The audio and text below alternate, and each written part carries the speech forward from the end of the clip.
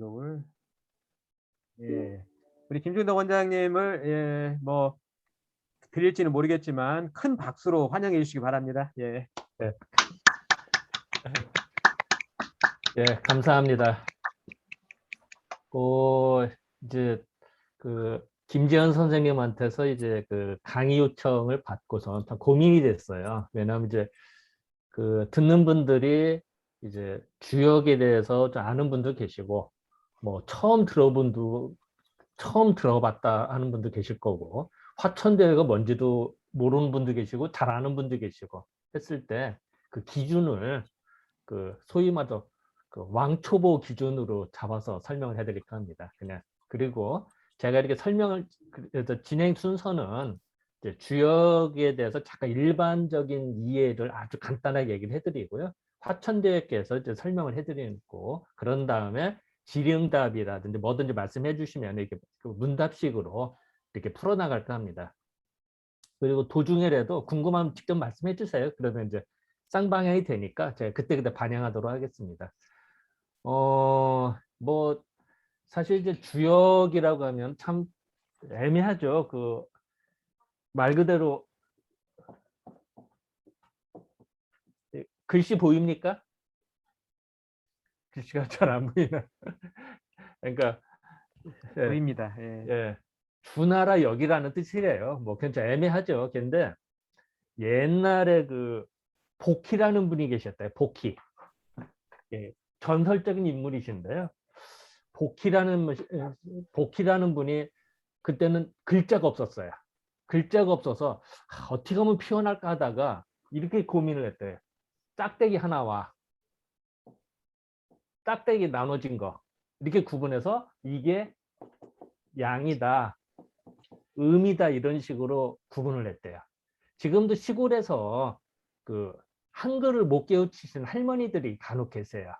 사실 제 돌아가신 예전 할머니께서도 한글을 모르셨는데 이제 박물장소라든지 뭐 이렇게 계산을 할 때 어떻게 하냐면 기둥에다가 눈금을 표시하셔서 이렇게 기록을 하시더라고요. 나름대로의 방법이, 그러니까 문자가 없었을 때는 나름대로 기호로 이렇게 표현을 한 거예요. 그게 이제 소위 말해서 짝대기 하나와 짝대기 두 개. 그래서 이게 양이다, 음이다. 이게 짝대기 하나니까 1이다. 두 개니까 2다. 뭐 이렇게도 표현을 합니다. 1은 양 쓰고 2는 음 쓰다, 이렇게 표현을 합니다. 이거 이제 복희라는 사람이 썼대요. 근데 복희라는 사람이 이렇게 이걸 했는데 그 다음에 이제 문왕이라는 분이 계셨대요. 주나라를 이렇게 만드신, 그러니까 문왕이라는 분이 계셨는데, 문왕이라는 분이 괴에 대해서, 그러니까 이런 짝대기 이렇게 뭐 표현된 것들, 이런 기호로 된 거를 뭔가 표현을 했어요. 그걸 이제 괴사라고 그래. 이제 설명을 하고. 또 그런 다음에 주공이라는 사람이 또 효사를 쓰고, 그 다음에 또 공자가 또 시빅이라서 단전, 상전, 뭐 이렇게 쭉 적고, 또 뭐 정자와 주자가 또 줄을 다. 이 얘기는 뭐냐면요, 많은 사람들이 공동작품이다. 다시 말씀드리면 주역이라고 하는 거는 한 사람이 쓴 게 아니라 여러 사람이 공동집필했다. 집단지성이다. 그리고 오랜 세월 동안 누적되었다는 거예요. 몇천 년 동안. 왜냐하면 당대 기라성 같은 학자가 또 한마디 더 쓰고 또 논문 쓰고 논문집을 계속 첨가를 한 거예요. 그러다 보니까 분량이 처음에는 요만큼이었다가 따따블로 막 몇십 배, 몇백 배로 늘어난 겁니다. 그러니까 이제 헷갈리는 거죠. 그래서 이제 일단은 이제 요런 컨셉, 다시 말씀드리면은 주역이라고 하는 거는 한 사람이 쓴 게 아니다. 여러 사람이 몇백 년, 몇천 년에 걸쳐서 좋은 말만 다 모아놓은 거다. 이 얘기는 동양 철학이나 동양의 지혜가 집결됐다. 이걸 알 수가 있습니다. 그리고 사람이 그래요. 살다 보면은 이제 젊었을 때는 잘 모르는데 나이가 들으면 정리할 생각이 들어요. 인생을. 뭐 죄송하지만 여기 이제 듣는 분 중에도 이제 나이가 많은 분도 계시고 젊은 분도 계시겠습니다만, 나이가 들수록 인생을 정리하려고 하는 마음이 들어요. 그리고 좋은 말만 골라요. 또 내가 살아봤던 이거야. 그래서 그런 것들을 후대에 남기고 싶어해요, 사람이. 그래서 그런 글들을 계속 쓰기 시작해요. 그래서 그런 것들이 모아진 거다. 이런 이제 생각을 좀 잡아보고요. 그러다 보니까 그 이제 주역이라고 하는 건 이제 많은 사람이 창작품인데요. 써봐라 이거 제가 이제 그 화면 공유를 해서 직접 설명을 해드릴게요.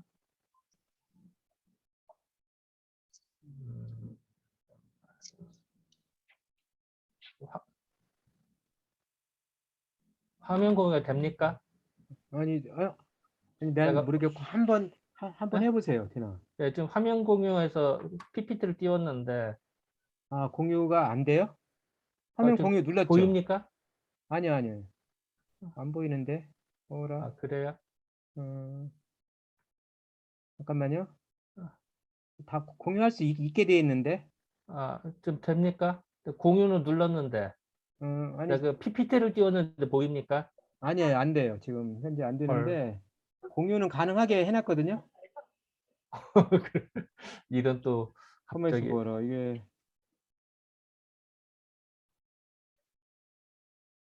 공유할 수 있게 돼 있는데. 네, 다시 해볼게요. 예, 예, 화면 예. 공유. 아, 그 화면 공유하고 노트북 바탕화면에 PPT를 눌러야 돼요. 뜨네요, 하고 뜨네요, 이제. 지금 보입니까? 네, 거기서 그 PPT를 떼어야죠. PPT를 띄웠는데 아직 PPT를 아직 안 눌러야지. 떴어요. 예. 그거 누르세요. 예. 다시 이제 뜰 거예요. 좀만 기다리세요. 그 파일 나오는데 파일을 누르세요. 어떤 건지. 제가 눌렀는데 PPT 아, 떴나요? 파일을 클릭해 보세요. 잠깐만요. 다시 음. 빠져나와서 아이고. 네. 빠져나오셔서 네, 다시 화면을 해볼게요. 먼저 공유하기 전에 예. 화면 먼저 클릭해 보세요. 그럴까요? 화면 그건- 띄웠고, 네, 그러면 이제 다시 공유 들어가세요. 그 다음에 공유. 네. 그리고, 화면 공유 들어가셨어요? 예, 됐나요? 아니요. 아직 안 됐죠. 화면 공유 들어가시면은 아마 뭐가 뜰 거예요. 그때 이 띄워놓은 저기를 클릭하면, 예, 이제 이제 돼요, 돼요. 됐나요? 예, 이제 돼요. 됐어요. 예, 아, 됐어요.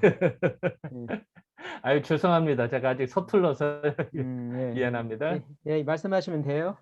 예. 자, 이제 그 화천대유 요새 많이 나오죠? 화천대유. 이게 사실 말 그대로는요.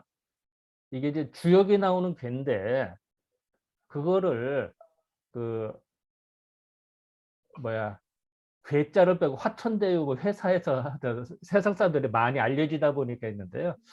이거 무슨 뜻이냐면 요 밑에 여기 보입니까? 이렇게 이게 짝대기 3개 아래서부터 요걸 이제 건괴라고 그래요. 그러니까 양효가 3개인데요. 짝대기는 하나는 양, 요 가운데 뚫린 거는 음이라고 그랬잖아요. 그래서 요거 짝대기 3개. 그러니까 양효가 3개가 모이니까 그 건괴라고 그래요. 그러니까 태극기에 나오죠. 태극기에 나오는 괴인데요. 양효가 3개가 모여서 얼마나 세겠어요. 그 세고 강하고 뭐 이렇게 그래서 하늘을 의미한다라고요. 하늘.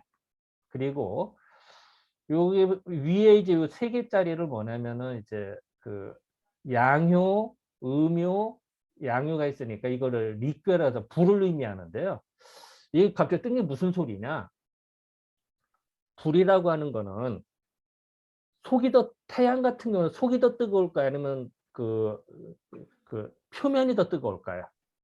일반적으로 표면이 더 뜨겁습니다. 그죠? 촛불도 그렇고 불이 그래서 불이라고 하는 거는 이게 양쪽 사이드 그러니까 구를 생각하면 돼요. 원 바깥쪽이 더 뜨겁고 속은 상대적으로 온도가 더 낮아요. 사실은. 그래서 이거를 불을 의미합니다. 요거는. 그래서 그리고 이제 주역에서 읽을 때는 위부터 읽어요. 위는 화, 밑에는 천. 그러니까 화천대유. 그러니까 리괴이기 때문에 이제 하는데 이거 사실은 이제 제가 그 8개 설명까지 하려고 했다가 좀 너무 시간이 좀 촉박해서 이걸 빼고 하다 보니까 이제 건너뛰다 보니까 이렇게 됐는데요. 어쨌든 이제 요런 괴다 이렇게 하고 이제 잠깐 더 그다음 설명해 드리겠습니다.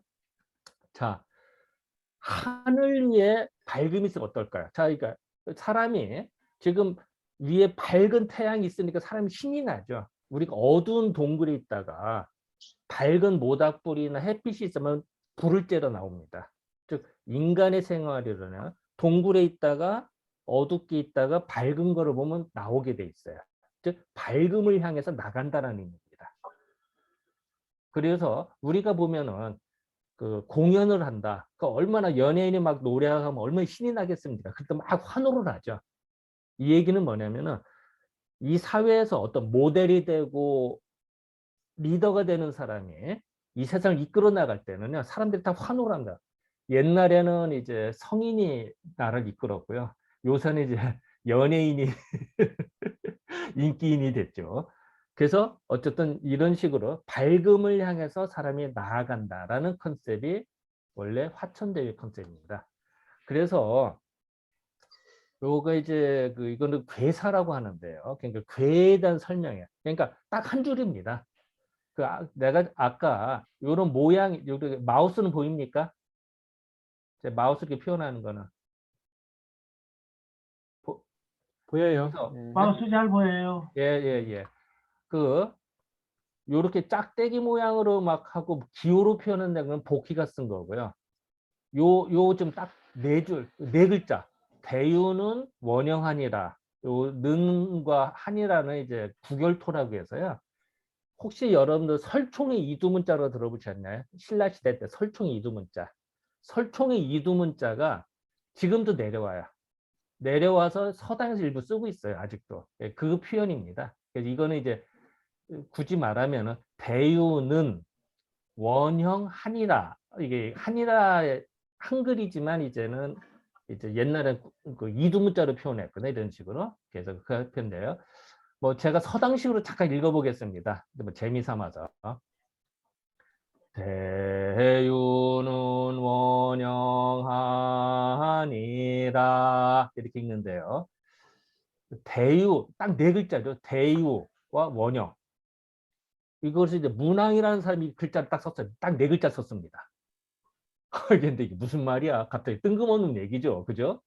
대유는 뭐냐면 대유계라는 의미고요. 대유는 말 그대로 크게 가졌다, 많이 가졌다라는 의미입니다. 유는 있을 유자니까요. 우리가 소유한다, 가진다는 의미가 있죠. 그러니까 많이 가진 거, 그것이 대유계인데, 대유계는 무슨 뜻이냐? 원형. 원형은요, 이제 여기 이제 해석이 두 가지가 있어 있죠. 정전의 언해와 본의의 언해가 써 있는데요. 정전의 언해는 이제 정자라는 사람이 쓴 거고요. 여기 이제 본의의 언해는 주자라는 사람이 해석을 한 겁니다. 주자. 그래서 이제 대유는 이제 원형, 원하고 형하다. 이거 뭐 이제 대단하다 뭐 이렇게 요거는 이제 시간상 넘어가고요. 대유계는 원형, 크게 형통하다. 이제 원자가 크다라는 뜻이고 형은 형통하다. 형통하다는 일이 잘 풀린다. 뭐 모든 게 뭐 내가 주식 투자하면은 다 잘 되고 집을 사면 집값이 오르고 회사를 운영하면 다 매출이 오르고 뭐 이런 거라고 생각하면 편합니다. 공부를 하면 뭐 1등하고 뭐 이런 식 시험을 보면 1등 한다라든지 어쨌든 크게 형통하다는 뜻입니다. 그래서 대유라고 하는 거는 크게 형통하다. 여기 써 있죠. 대유는 크게 형통하다라고 해석을 했어요. 이것도 또 무슨 소리야 이게 크게 무슨 소리야 라고 헷갈리죠. 그래서 일단은 대유라고 하면은 많이 가진 거니까 어떨까요? 일단 우리도 그렇죠. 지갑이 두툼하면 기분 좋죠. 어디 음식점에서 먹거나 여행 가더라도 지갑이 두툼하면 돈 쓰는 재미가 있죠. 그 이제 지갑이 얇으면은 저 메뉴판을 열심히 다시 쳐다보죠, 그죠? 두꺼우면은 호기도 부를 수 있고 뭐 한턱 낼 수도 있죠. 그래서 돈이 많으면 좋습니다. 사실 이걸 돈을 마다할 사람은 없어요. 동서고금을 통해서 다 좋아합니다. 그래서 이렇게 신이 나서 웃고 있잖아요. 돈이 얼마나 많으면. 근데 이제 이렇게만 해석을 해보니까 뭔가 좀 찜찜한 거야. 왜 돈이 많은데 다 좋다? 정말 그럴까? 근데 그러면은 돈 많은 사람 다 행복해야 될 거 아니야. 안 그런 경우도 있잖아요. 그래서 김재현 선생님이 뭐 이렇게 그 행복이란 무엇인가 또 자꾸 찾으시고요. 이게 물음표가 붙는단 말이에요. 그래서 공자라는 사람이 이제 단전이라는 글을 쓰신대요. 그러니까 아까 주역이라고 하는 여러 사람의 공동 창작품이라고 그랬잖아요. 그러니까 복희라는 분이 이런 기호를 쓰시고, 그 문왕이라서 하면 괴사를 쓰고, 또 주공이 효사를 쓰고, 공자님이 단전을 쓰고, 뭐 상전을 쓰고, 뭐 여러 사람 쓴 거예요. 이제 공자가 이제 단전을 쓴 게 거기 내용입니다. 유득준이다. 갑자기 이게 무슨 뜬금 소리야.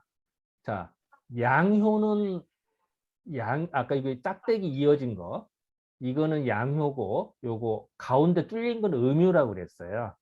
그리고 주역에서는요, 제일 아래서부터 이렇게 초구, 구이, 구삼, 구사, 유고, 상구라고 표현해요. 예를 들어서 1층, 2층, 3층, 4층, 6층짜리 집이라고 생각하면 편합니다.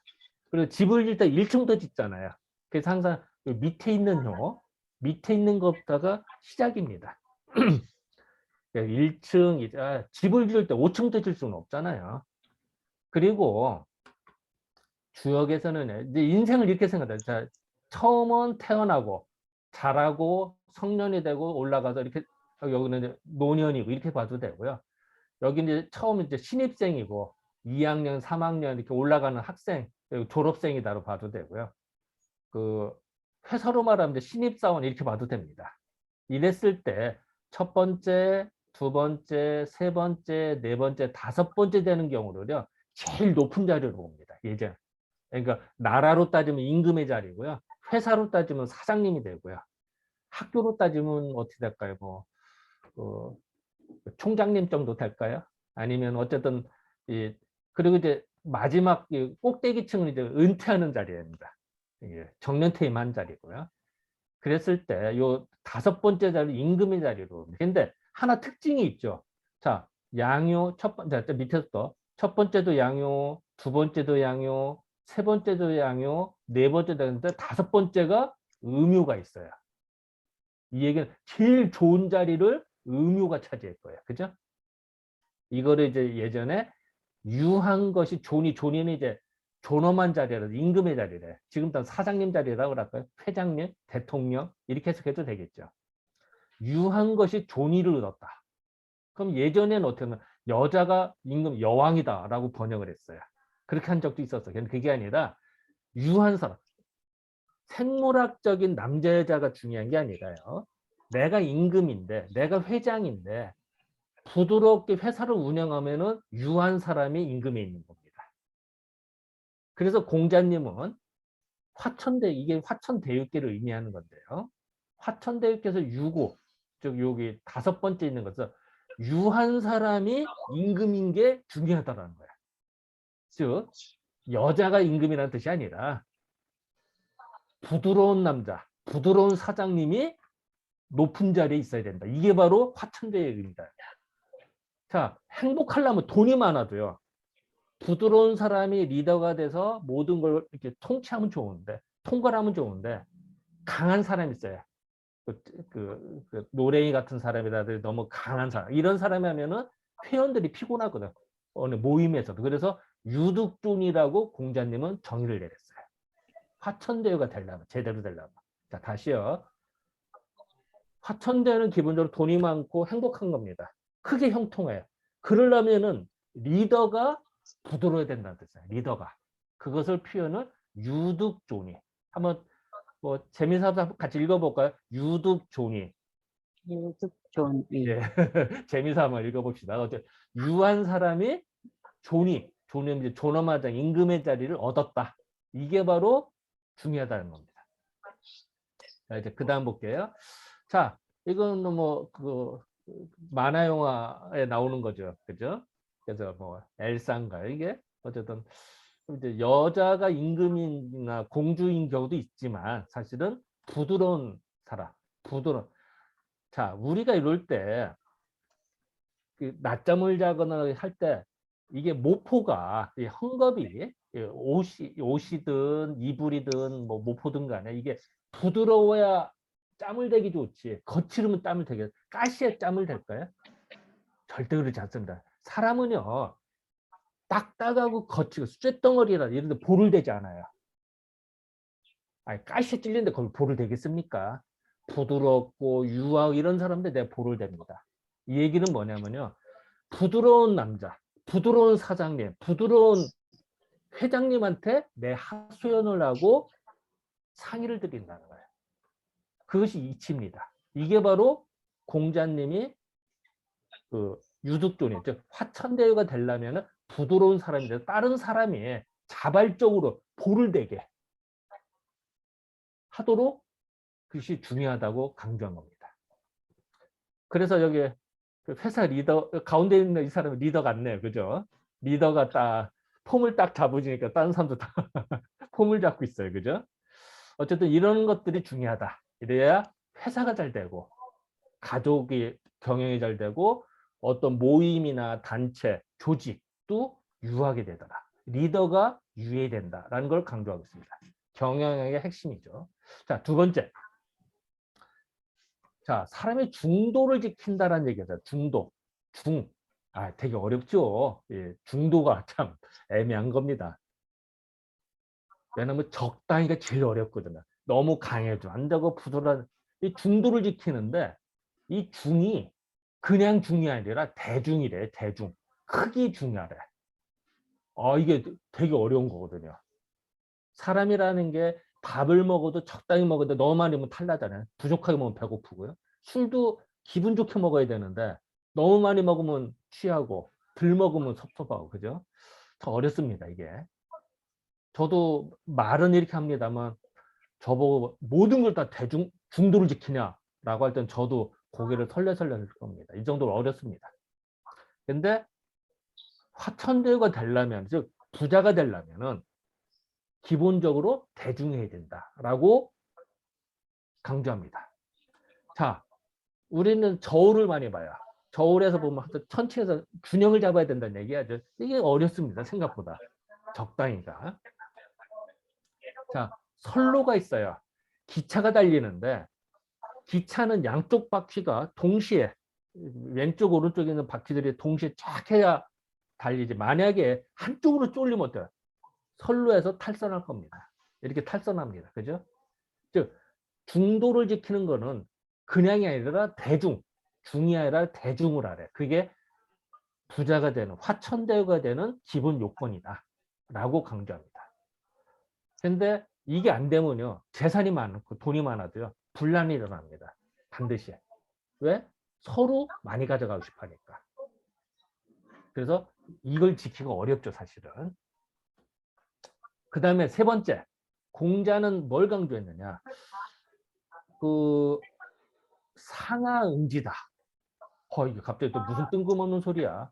상하응지 무슨 냐면요, 이제 주역에서 말할 때는 여기 이제 제일 밑에가 첫 번째, 두 번째, 세 번째, 네 번째, 다섯 번째, 여섯 번째라고 그랬잖아요. 그럴 때 첫 번째는 네 번째와 응하고요. 두 번째는 다섯 번째 응하고요. 세 번째는 여섯 번째 응합니다. 서로 이게 짝짝꿍이 맞는다고 할까요? 서로 소통한다고 할까요? 그걸 응한다고 표현 쓰는데요. 여기 유고가 저기 임금, 요게 이제 그 다섯 번째 있는 게 이제 임금의 유고라고 하는데요. 이 임금이 두 번째 있는 요 구일과 응한다는 거예요. 이런 뜻도 되고요.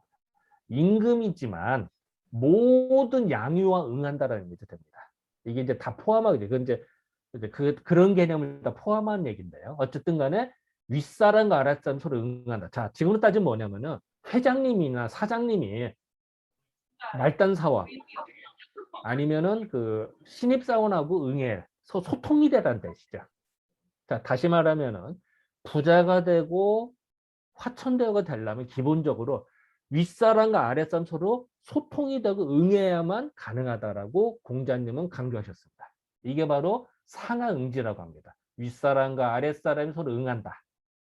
이제 자, 볼게요. 자, 여기에 보면은 딱 봄을 보니까 앉아있는 사람이 사장 같네요. 그죠?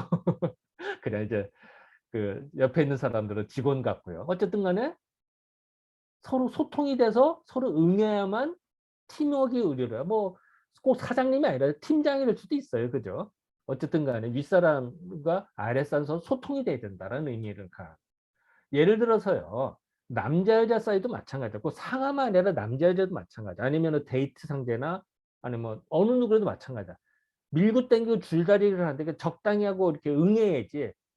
응하지 않으면 줄도 없습니다. 이게 서로 응하는 겁니다.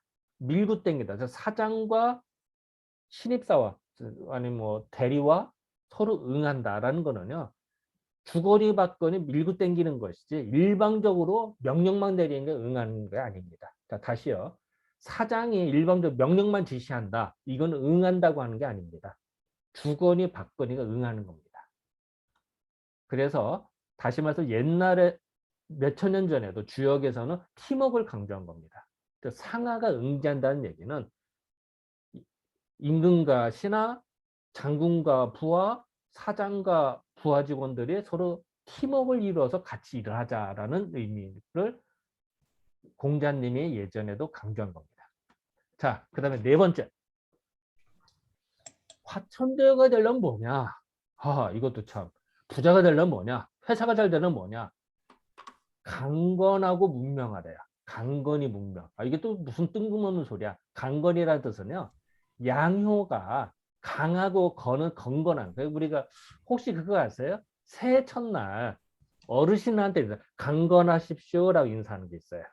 옛날 뭐 새해 복 많이 받으셔도 있습니다만 강건하십시오 하는 말이 최고의 덕담 중에 하나입니다.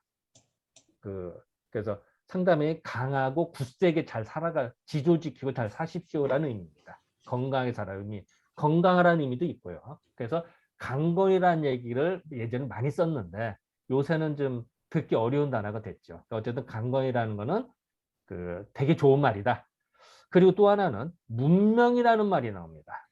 우리가 문명국가 이런 얘기하죠. 문명국가는요 원래 의미 즉 과학 문명, 로켓 쏘아올리고 뭐 비행기 만드는 문명도 있습니다. 과학 문명에 대해서 사실의 원래 문명의 의미는요 문체가 발달하는 겁니다. 문체가 분명하고 문체가 발달. 문체는 또 뭐냐? 사람이 혹시 부처님 보면 뒤에 광배가 있죠. 또 사람이 깨달음을 얻거나 뭐 성가에 가나 뭐 마리아산에도 광배같이 표현하기도 하고요. 빛을 표현해. 사람이 아우라라고 하죠. 요즘 말로는. 사람이 뭘 깨달았고 진리를 깨달으면 사람이 밝아져요. 저도 진료를 하다 보면 느끼는 거예요. 진료실에 환자가 들어오잖아요.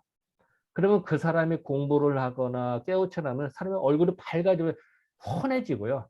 뭔가 스트레스, 뭔가 좀 수상하다, 뭔가 생활에 찌들렸다가 하면 얼굴 어두워요. 사람이 막 답답해져요. 그래서 원래는 여기서 또 문체는요. 뭐가 중요하나 삼강오륜, 인간으로서 지켜야 할 도리를 잘 지키는 게 문명입니다. 사실은. 예를 들어서요. 버스가 왔다. 옛날의 시각으로는 이제 버스가 왔다 가정해. 그럼 정류에 사람이 쓰잖아요. 지금 어때? 선착순으로 쓰죠. 먼저 나. 그리고 선착순으로 타요. 지금은 그걸 당연시 하고 옛날에는 어때요? 연세 드시고 힘드신 분들, 거동이 불편한 분이 먼저 타였을 거예요. 건강하고 튼튼한 사람이 나중에 타고. 왜? 나이 드시고 다리가 아픈 사람들이 계속 서 있기 힘들잖아요. 그게 바로 문명국가라고 생각한 겁니다. 자, 다시요. 문화가 발달, 문체가 발달하는 거는 인간으로서의 도리를 제대로 밝히는 겁니다. 예를 들어서 문명이 아니라면 먹을 게 있으면 힘쓰는 사람이 다 가져갈 겁니다. 그 양육강식이죠, 완전. 그게 아니라 힘이 약한 사람들을 배려하고 노약자를 배려하는 게 문명국가입니다. 그게 바로 예전에 생각한 문명. 다시요. 문명이라고 하는 거는 밝게 빛나는 건데 뭐가 빛나는 거냐? 문체가 빛나는 거고 그거는 인간으로서 지켜야 할 도리를 제대로 밝히는 것이 문명입니다. 그래서 돈이 많다. 회사가 잘 되려면은 인간으로서의 지켜야 할 도리를 제대로 지키고 그걸 밝게 빛나게 하는 것이 진정한 의미로서 부자가 되는 겁니다. 그렇지 않은 거는 돈이 많다고 부자가 아닌 겁니다. 돈이 많다고 화천대유가 아닙니다. 그래서 다시 말씀드리면 강건해야 된다. 또한 문명해야 된다. 라고 강조합니다. 그래서 강건이 뭐 여기 이라고 하는 건 말미암은 있지 않는데 접속사입니다. 그냥 강건 앤드 문명 이렇게 생각하면 됩니다. 요즘은 앤드라고 할까요? 영어로 말하면 그런 뜻입니다. 참 이게 시사하는 바가 크죠. 지금으로 따지면 돈만을 생각했을 텐데. 자, 예를 들어서 뭐 요새 뭐 성남의 뭐 화천대유 회사에 뭐 신문지에서 나옵니다만 진짜로 그 이름은 좋은 건데 그 사람들이 진짜로 이 문체를 밝히기 위해서 인간으로서 할 도리를 밝히기 위해서 회사를 운영했느냐라고 할 때는 물음표가 붙죠.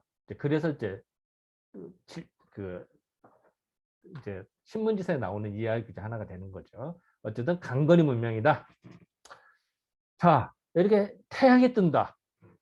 어둠을 밝히고 깜깜할 땐 정말 괴롭거든요. 내가 발을 디딜 때 이게 함정인지 길인지 뭐 논바닥인지 어렵잖아요. 그럴 때 빛이 밝아지면 그렇게 반가울 수가 없습니다. 그래서 아까도 말씀드린 부처님이 해탈의 경지나 진리계절의 광배가 있죠. 그 정도로 그 밝음의 지혜를 전파하신 것이 할 수밖에 없는 거죠.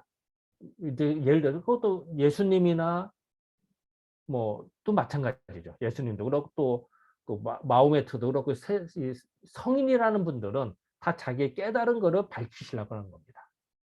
부처님도 마찬가지고요.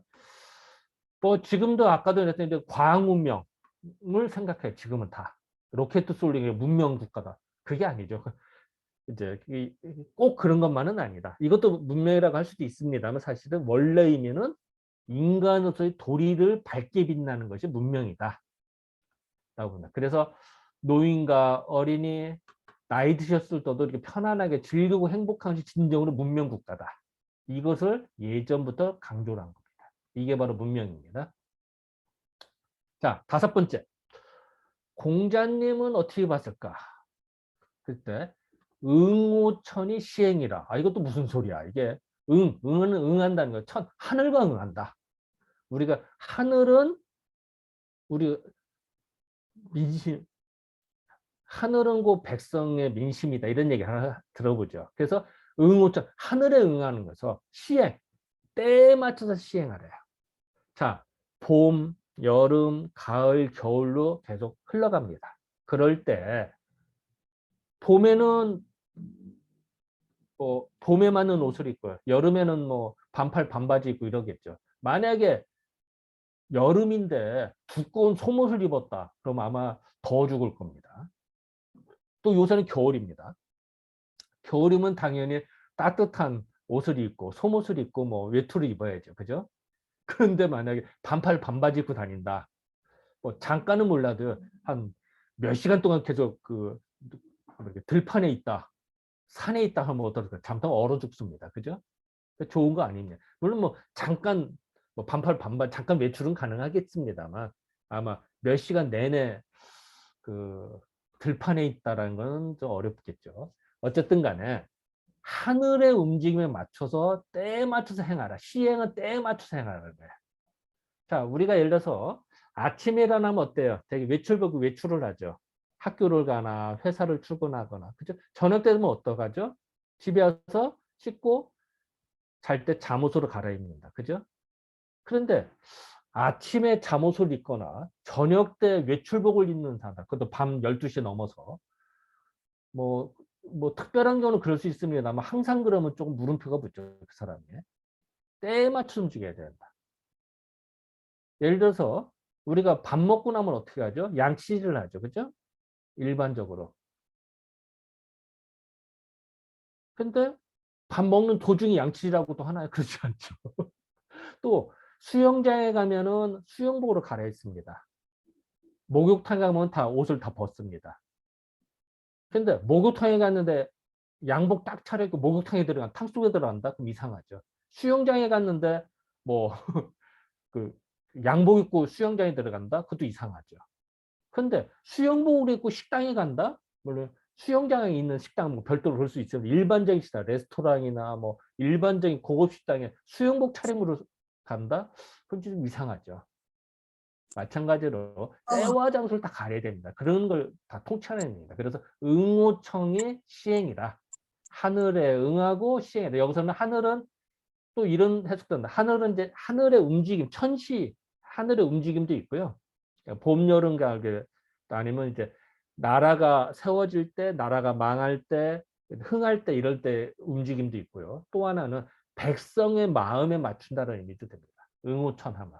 천심은 곧 민심이기 때문에 민심에 맞춰서 때에 맞춰서 응한다. 그래서 나라가 너무 부정부패가 심하고 나라 망조가 들으면은 새롭게 깃발을 들고 나라를 새로 만들어야 된다. 그건 반역이 아니죠. 그때는 나라를 새롭게 만드는 거니까. 그런 것을 다 포함하는 얘기입니다. 어쨌든 무지하게 함축된 얘기인데 응오천이 시행이다.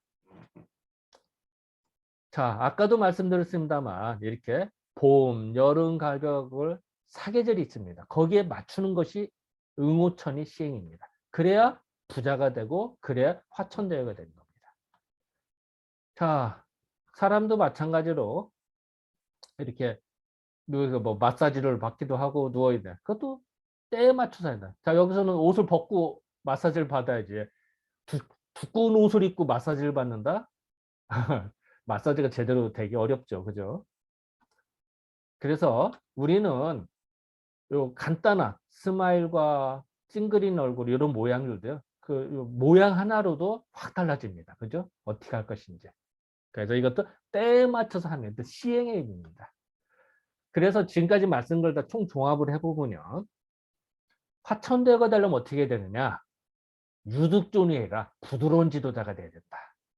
회사로 말하면 사장님이나 회장님이 부드러운 사장님이어야지 강하고 너무 원칙만 내세우는 사람들은 아니다. 그러는 부자가 안 된다. 그리고 중도 아니야. 대중하래요. 치우치지 말아래. 어디 한쪽에. 그래도 회사를 운영하다 보면 어떻게 하죠? 직원이 잘하면 A라는 직원 잘하면 좋아하고 B라는 직원 못하면 미워하면 회사 운영이 잘 될까요? 아니죠.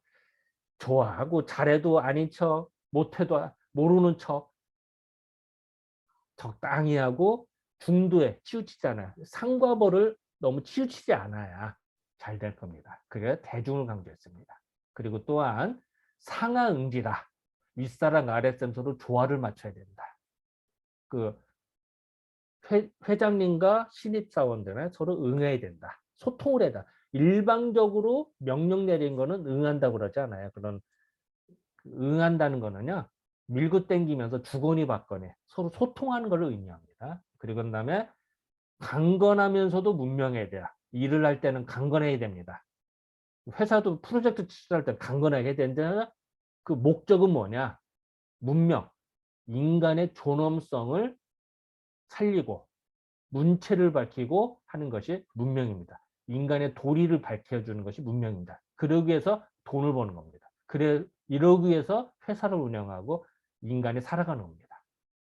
그 다음에 5번째 마지막으로 응오천의 시에 하늘의 때 천시에 맞추고 민심에 맞춰서 움직여야 된다. 그래서 민심이 천심이라고 하잖아요. 시의적절하게 때에 맞춰서 잘하는 것이 그래야 화천대유의 기본 컨셉이다. 라고 공자님은 이 5가지로 요약을 하셨습니다. 그래서 그것을 여기다 적어놨어요. 이걸 이제 그냥 편의상 제가 한번 읽어볼게요. 지금까지 한 말의 요약인데요. 그러니까 옛날 서당시로 한번 읽어보겠습니다. 송독한다고 그러는데요. 여기 처음부터요. 단화할 대유는 유득존이하고 대중이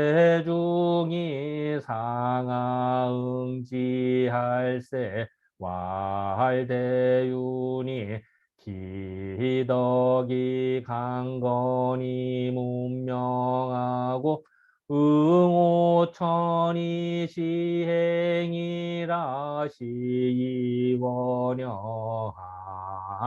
시원여하니라. 자, 다시 말씀드려.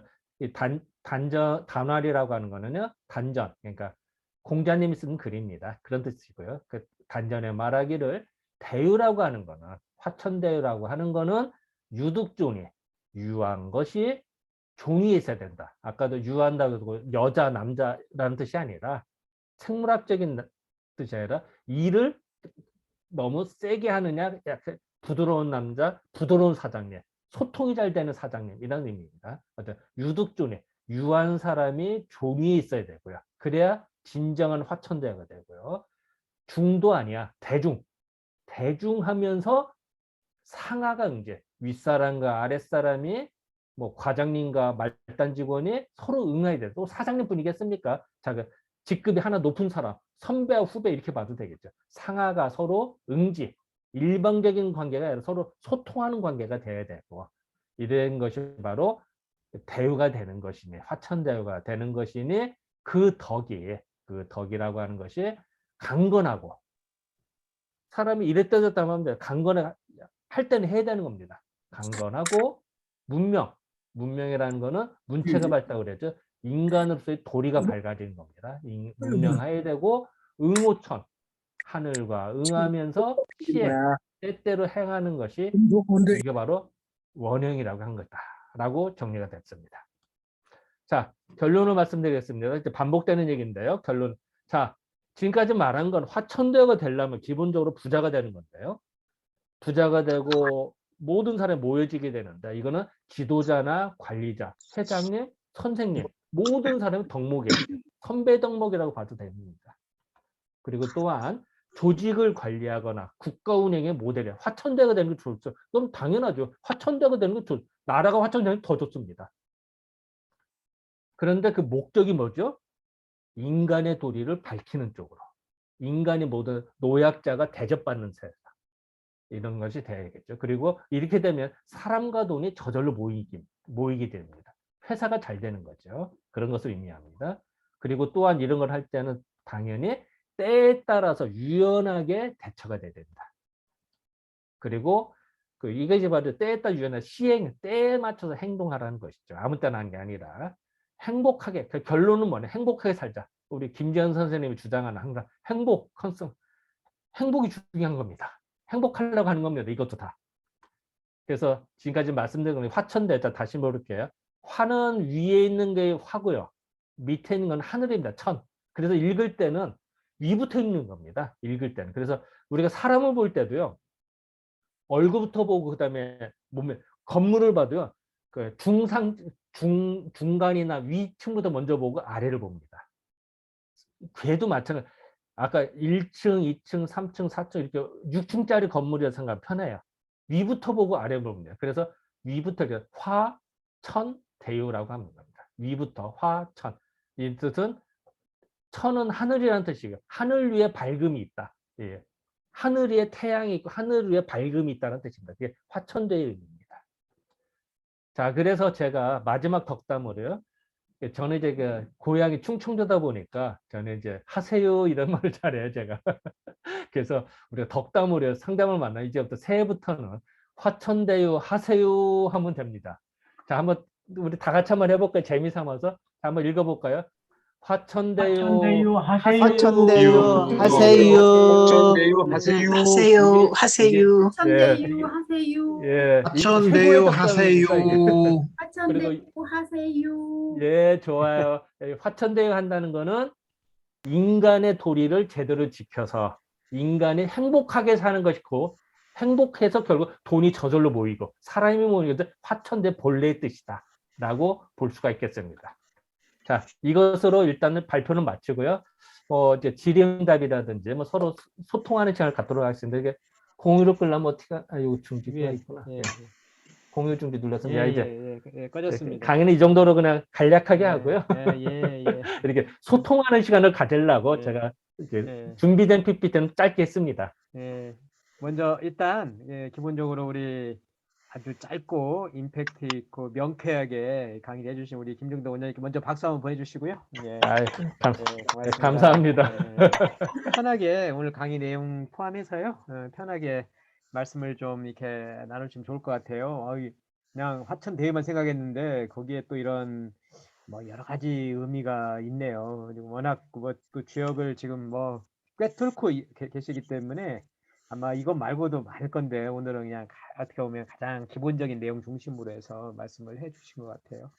은근 재밌네요. 이게 그냥 뭔가 다 이해한 것 같지는 않지만 그래도 뭔가 이 전과 후가 좀 완전히 다른 것 같은 느낌도 들고요. 예, 그렇습니다. 편하게 혹시 질문 있는 분이나 뭐 나는 그렇게 생각 안 한다 이런 분 혹시 편하게 말씀하시면 좋을 것 같아요. 아마 이렇게 아마 여러분이 아마 말씀하실 것 같은데 우리 이윤희 선생님 먼저 말씀하세요. 예, 예. 저기 재현님이랑 우리 한영 원장님이랑 누가 선배님이세요? 제가 이야기할게요. 그냥 우리 김정도 원장은 저랑 아주 친한 친구입니다. 예.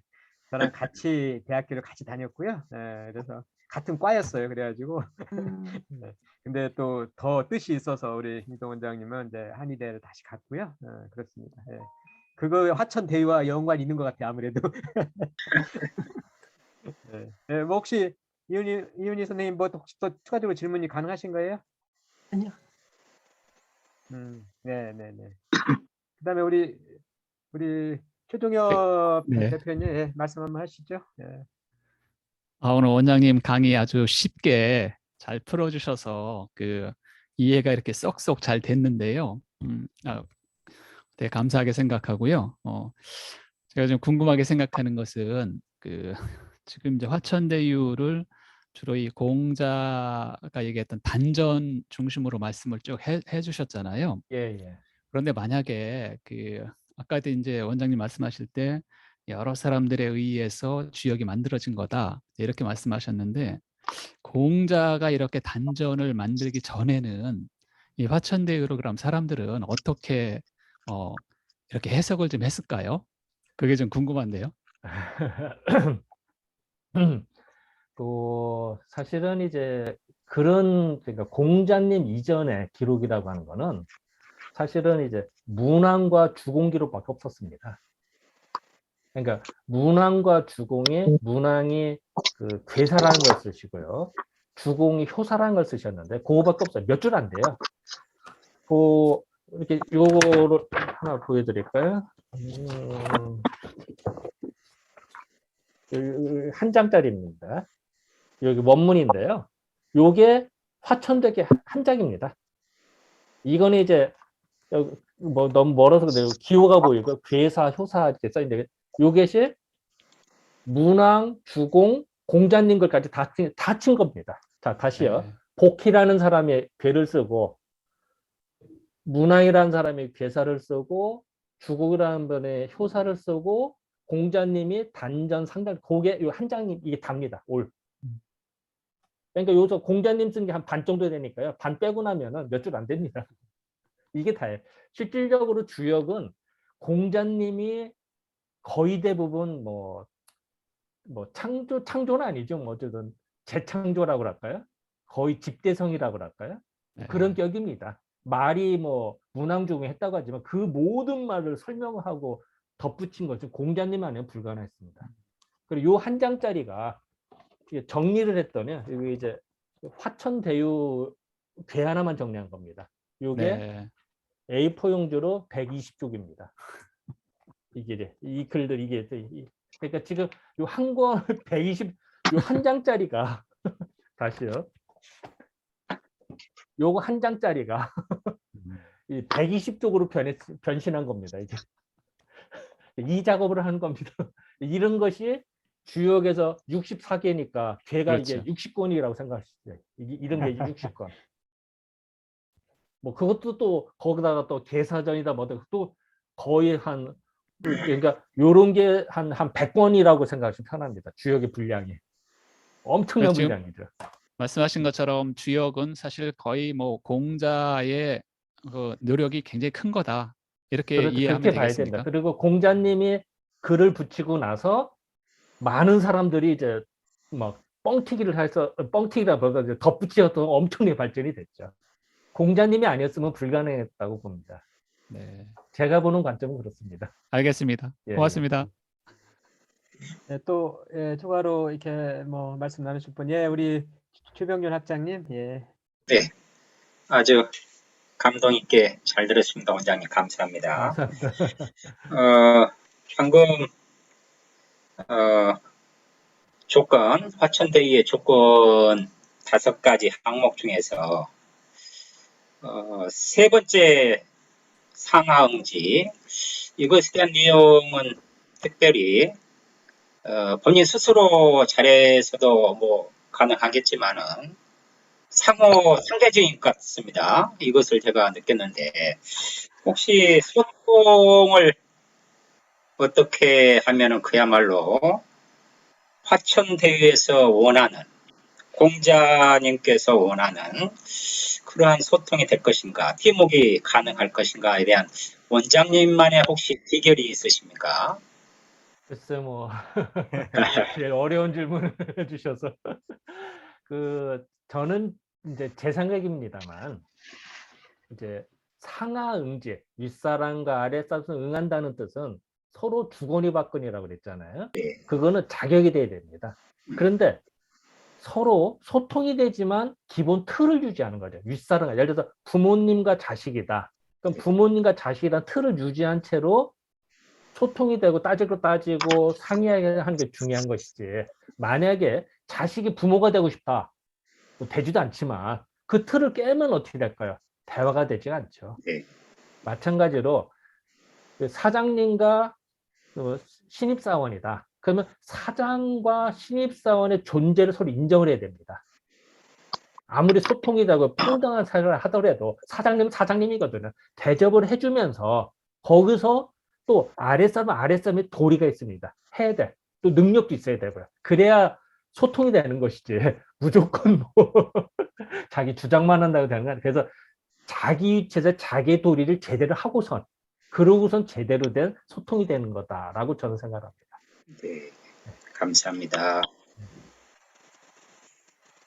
네, 또 이렇게 말씀하신 분 계실까요? 예, 또 뒤에 아까 제가 소개할 때 안 계셨던 분들이 여러 분들이 또 들어오셨네요. 예, 뭐 편하게 누구든 이렇게 뭐 어떤 이야기도 괜찮습니다. 이 화천대유를 우리가 조금 더 다 자기의 삶이나 살아온 또 철학이나 이런 거에 의해서 또 얼마든지 또 해석이 가능할 것 같기도 하고 그래서요. 예, 뭐 편하게 말씀하시면 제가 하나만 더 예, 여쭤볼게요. 예, 예, 예, 예. 어, 예. 이제 조금 아까 질문하신 그 부분하고 거의 똑같은데요.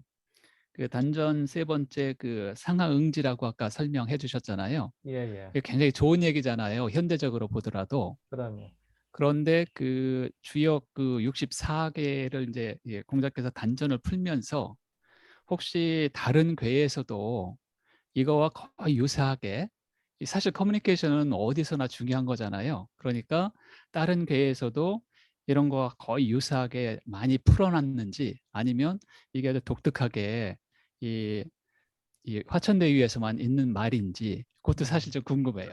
야, 이렇게 이제 이런 주역에 대한 설명을 잠깐 해드리면요. 주역에 64개가 있다고 합니다. 그러니까 괴가 이제 화천대유괴 같은 게 64개가 있는 거예요. 8864. 그런데 이제 괴라고 하는 거는 이렇게 생각하셔야 돼요. 자, 우리가 그 하루 생활을 할 때도 아침에 행동하는 거하고 점심 때 다르고요. 또 전쟁터에 갔을 때하고 밥 많이 먹어서 배부를 때 태도하고 배고플 때하고 누구랑 싸울 때 다 경우가 다르죠. 그런 경우들을 64개로 표현했다 생각하시면 편합니다. 자, 다시 말씀드리면요. 우리 일상생활이나 한 나라도 그렇고요. 시대별로도 그렇고요. 64개가 적용 안 된 데가 없습니다. 자, 다시 오늘 하루 생활에도요. 친구 만나서 소통할 때도 있고요. 누구랑 싸울 때도 있고요. 다툴 때도 있고요. 밥 먹을 때도 있고요. 양치할 때, 화장실 갈 때 있잖아요. 그런 경우들을 각각의 경우를 64개로 표현한 거다. 예를 들어서 제사를 지낸다. 제사를 지내는 것도 풍족할 때 제사 지내는 것이 다르고요. 피난 난리통이다. 피난 가서 제사 지내려면 어떻게 돼요? 간략하게 할 수밖에 없죠. 나라가 풍년이다. 그의 풍년은 풍년도 재상이 풍성해지고요. 흉년이다 하면 아무래도 좀 재물이 좀 소략하게 가게 됩니다. 당연하잖아요. 이런 식의 각각의 경우로 설명한 거예요. 자, 그래서 상하가 응지한다라도 이런 컨셉은, 자, 지금은 화천대유의 컨셉입니다. 화천대유 컨셉은 풍족한 거예요. 부자예요. 부자일수록 어떻게 해야 되느냐 이걸 강조한 건데요. 만약에 전쟁을 하거나 싸우거나 송사가 있거나 이럴 때도 있거든. 천수성가는 송사하는 게 송사할 때도 서로 소통이 돼야겠죠. 소통은 다 돼야 됩니다. 네. 다시 말씀, 화천대에서도 설명했습니다만 다른 꾀에서도 표현 방식은 다릅니다만 다 단전이 있고 상전이 있거든. 거기서는 다 인간의 도리라든지 어려울 때 어떻게 해결을 해야 되는지 방법을 설명했는데 다만 화천대유에서의 특징, 즉 부자고 돈이 많고 밝을 때는 어떻게 하느냐, 또 소통을 더 잘하라. 안 그러면 다툼이 생기니까 요걸 강조했다고 봅니다. 네, 그러니까 네. 모든 꾀에 다 있다 이렇게 설명해 드리면 될까요? 네, 고맙습니다. 네, 감사합니다. 예. 또 이렇게 하실 말씀 계신 분? 뭐 꼭 해야 되는 건 아니니까요. 편하게 하시면 되고요. 예, 예. 예. 예, 말씀하시죠. 최병준 학장님이 한 말씀 더 하시는 모양인데요. 예, 예. 너무 질문을 많이 하면 좀 네, 실례가 됐는데 이거 다시 한번 질문하겠습니다. 혹시 사상 체질하고 소통하는 방법 이것과 연관해 가지고 사상 체질에 따라서 소통하는 방법이 인간마다 서로 다를 수가 있을까 하는 생각이 갑자기 듭니다. 어떻습니까? 매우 크죠. 네, 그렇습니다. 예, 그러면 그 얘기를 내가 잠깐 좀 해드리겠습니다. 예, 일단 칠판 잠깐 지우고 할게요.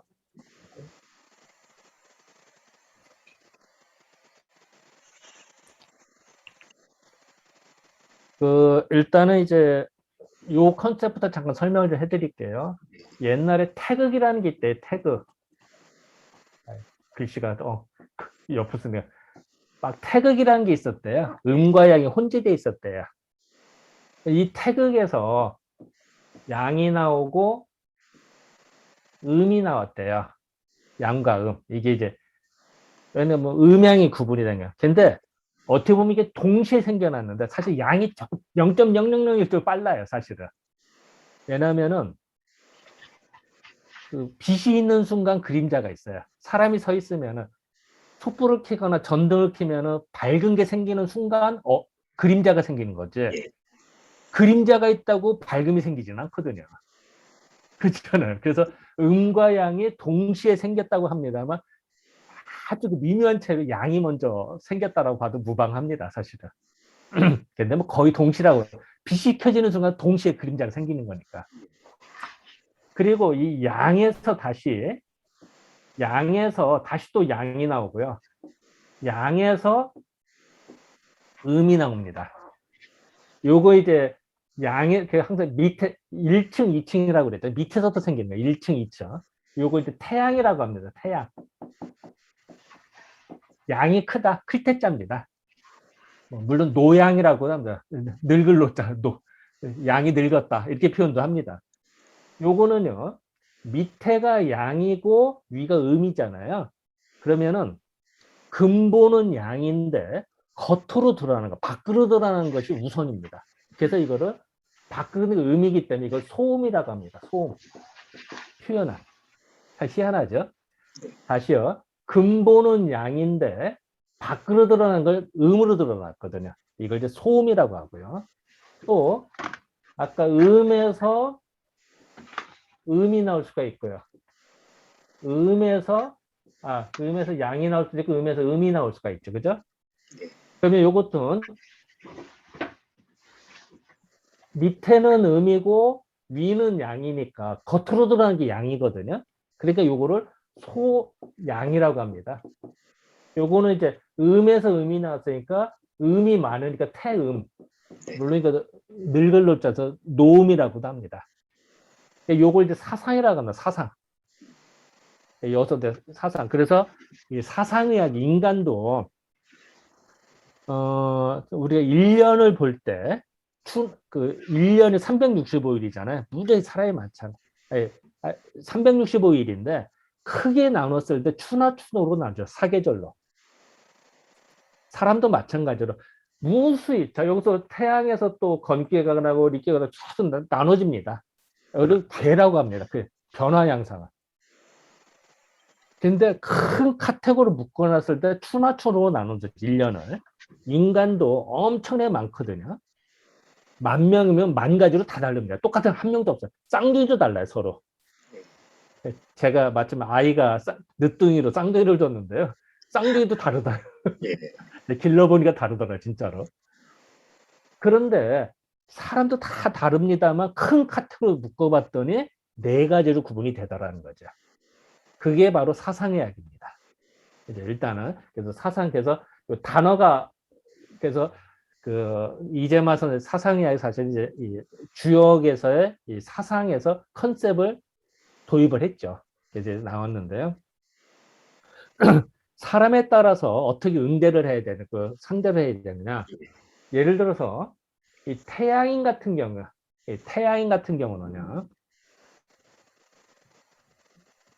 양으로 나가는 건 좋아요.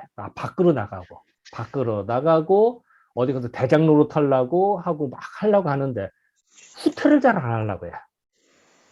이러면 어떻게 될까요? 전진은 하고 후퇴를 안 한다? 그러면은 한편으로 좋을 수 한편 손해볼 수가 있겠죠. 너무 강하니까. 근데 그런 또 단점이 있고요. 소음이다. 소음인 같은 경우는 이제 약간 불안한 마음이 많아요. 불안정지심. 우리는 불안정지심이 있다고 그러는데, 불안해서 뭘 해도 확신이 안 돼. 그리고 은근히 눈치 보고, 다른 사람이 나를 어떻게 생각해. 그래서 지레짐작하고 걱정을 해요. 그래서 이런 사람을 상대하는 거하고, 예를 들면 이런 겁니다. 불안한 마음이 많으니까 소음이라고 데이트하려면 어떻게 될까요? 그냥 007 데이트하다 갑자기 확 하면 싫어합니다. 불안해요. 내가 어떻게 납치당할 줄 알고 겁이 나잖아요. 그러니까 만났던데 그리고 아늑하고 안전이 보장되고 이런 걸 좋아합니다. 소음인들은. 약속 장소를 정해둬요. 그러면 오케이 하는데 갑자기 막 심란하고 떠들고 막 이런 데가 막 심란해지죠. 소야인 같은 경우는요. 그 은근히 욱하고 그 007 데이트 이런 거 좋아하거든요. 근데 소야인 같은 경우는 그 너무 마음이 앞서다 보니까 자기 주변 사람, 그러니까 친구 생일을 사돈의 팔촌 다 챙기는데 정작 자기 가족의 생일은 못 챙기는 거죠. 까먹는 거죠. 예를 들어서 그런 사람들이고요. 태민 같은 경우는 요즘 말로 음흉하다고 그러죠. 속을 알 수가 없어요. 평생을 살아도 그 사람 속을 알 수가 없을 정도로. 한데 이런 사람이 큰 뜻을 품으면 또 더 잘할 수가 있겠죠. 이런 식으로 사람도 구분을 했는 거기에 따라서 대응 방법이 달라져야겠죠. 그러니까 뭐 지금 말씀하셨습니다만 상하 응지는 그 윗사람 아랫사람뿐만 아니라 뭐 같은 동료 간에도 서로 응할 때 방법의 논리가 다 적용된다.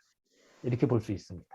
네. 제가 간략하게 설명한 거 이것만 해도 감사합니다. 뭐 1년 내내 하고도 부족할 분량인데 사실은. 감사합니다. 맛보기로 잠깐 얘기한 네, 겁니다. 예. 사실 그 사상만 해도 이게 설명할 게 너무 많기 때문에 지금 굉장히 짧지만 그래도 우리가 사상을 예. 이해하는 데 또 많이 도움이 된 것 같아요. 예, 예. 고맙습니다. 그리고 혹시 한두 분만 더 하고 이제 좀 마무리해야 될 것 같은데 혹시 겸겸해서 한 말씀 하실 분 계실까요? 우리 김한수 교수님, 천성수 교수님, 그다음에 우리 이명춘 의원님 뭐 나란히 제 화면으로는 나란히 계시네요. 우리 농업 평생을 농업에 이렇게 함께 해오신 우리 김한수 교수님 한 말씀 해주세요. 네, 반갑습니다. 그리고 아주 오늘 유익한 강의 감사드리고요. 화천대유가 그렇게 큰 뜻이 있는 것 줄 몰랐는데, 그 중에서도 저는 그 대중? 거기에 대해서 그걸 뭐 중용을 지키되 뭐 가치가 좋은 쪽으로 지키라는 그런 뜻으로 이해하면 되는지 모르겠습니다. 네, 그러니까 우리가 이제 중용에서 말할 때는 이제 중을 강조하죠. 그렇게 네. 봐도 됩니다. 근데 이제 중이 아니라 대중, 큰 대자를 붙여서 더 조심해라. 왜? 네. 재물이 많으니까. 왜? 지금 나라가 잘 풀려. 화천대유는 일단은 나라로 보면은 나라가 잘 풀리는 겁니다. 잘 풀리고 회사도 잘 나가요. 회사가 잘 나갈수록 이득이 이득금이 많아요. 돈을 많이 벌었어요. 그럴수록 더 공정하게, 편파적으로 하면 안 되고 공정하게 뭐 이익 배분이라고 할까요? 아니면은 뭐 인사 배치라고 하고 이걸 제대로 해야죠. 그래야 계속 번창할 수가 있지. 잘 된다고 치우쳐서 하거나 사장이 혼자 뭐 비자금을 따로 챙기거나 아니면은 사적으로 뭐 쓰거나 하면은 이제 문제가 생기겠죠. 그래서 지금은 잘 될 때니까 지금 화천대유라고 하는 거는 잘 풀릴 때일수록 더 대중해라. 크게 중도를 지켜라. 그것이 더 오래도록 그 태평성대를 유지하는 방법이다. 이걸 강조한 겁니다. 네, 감사합니다. 예. 더 조심하겠습니다. 요즘 잘 나가고 계신 거죠? 지금 화천대유 하신다는 얘기네요. 그러면 화천대유 하세요. 예, 화천대유 하세요. 원래 화천대유가 아니고 화천대요였다면 우리가 하세요 했어야 되는데. 네, 그렇습니다.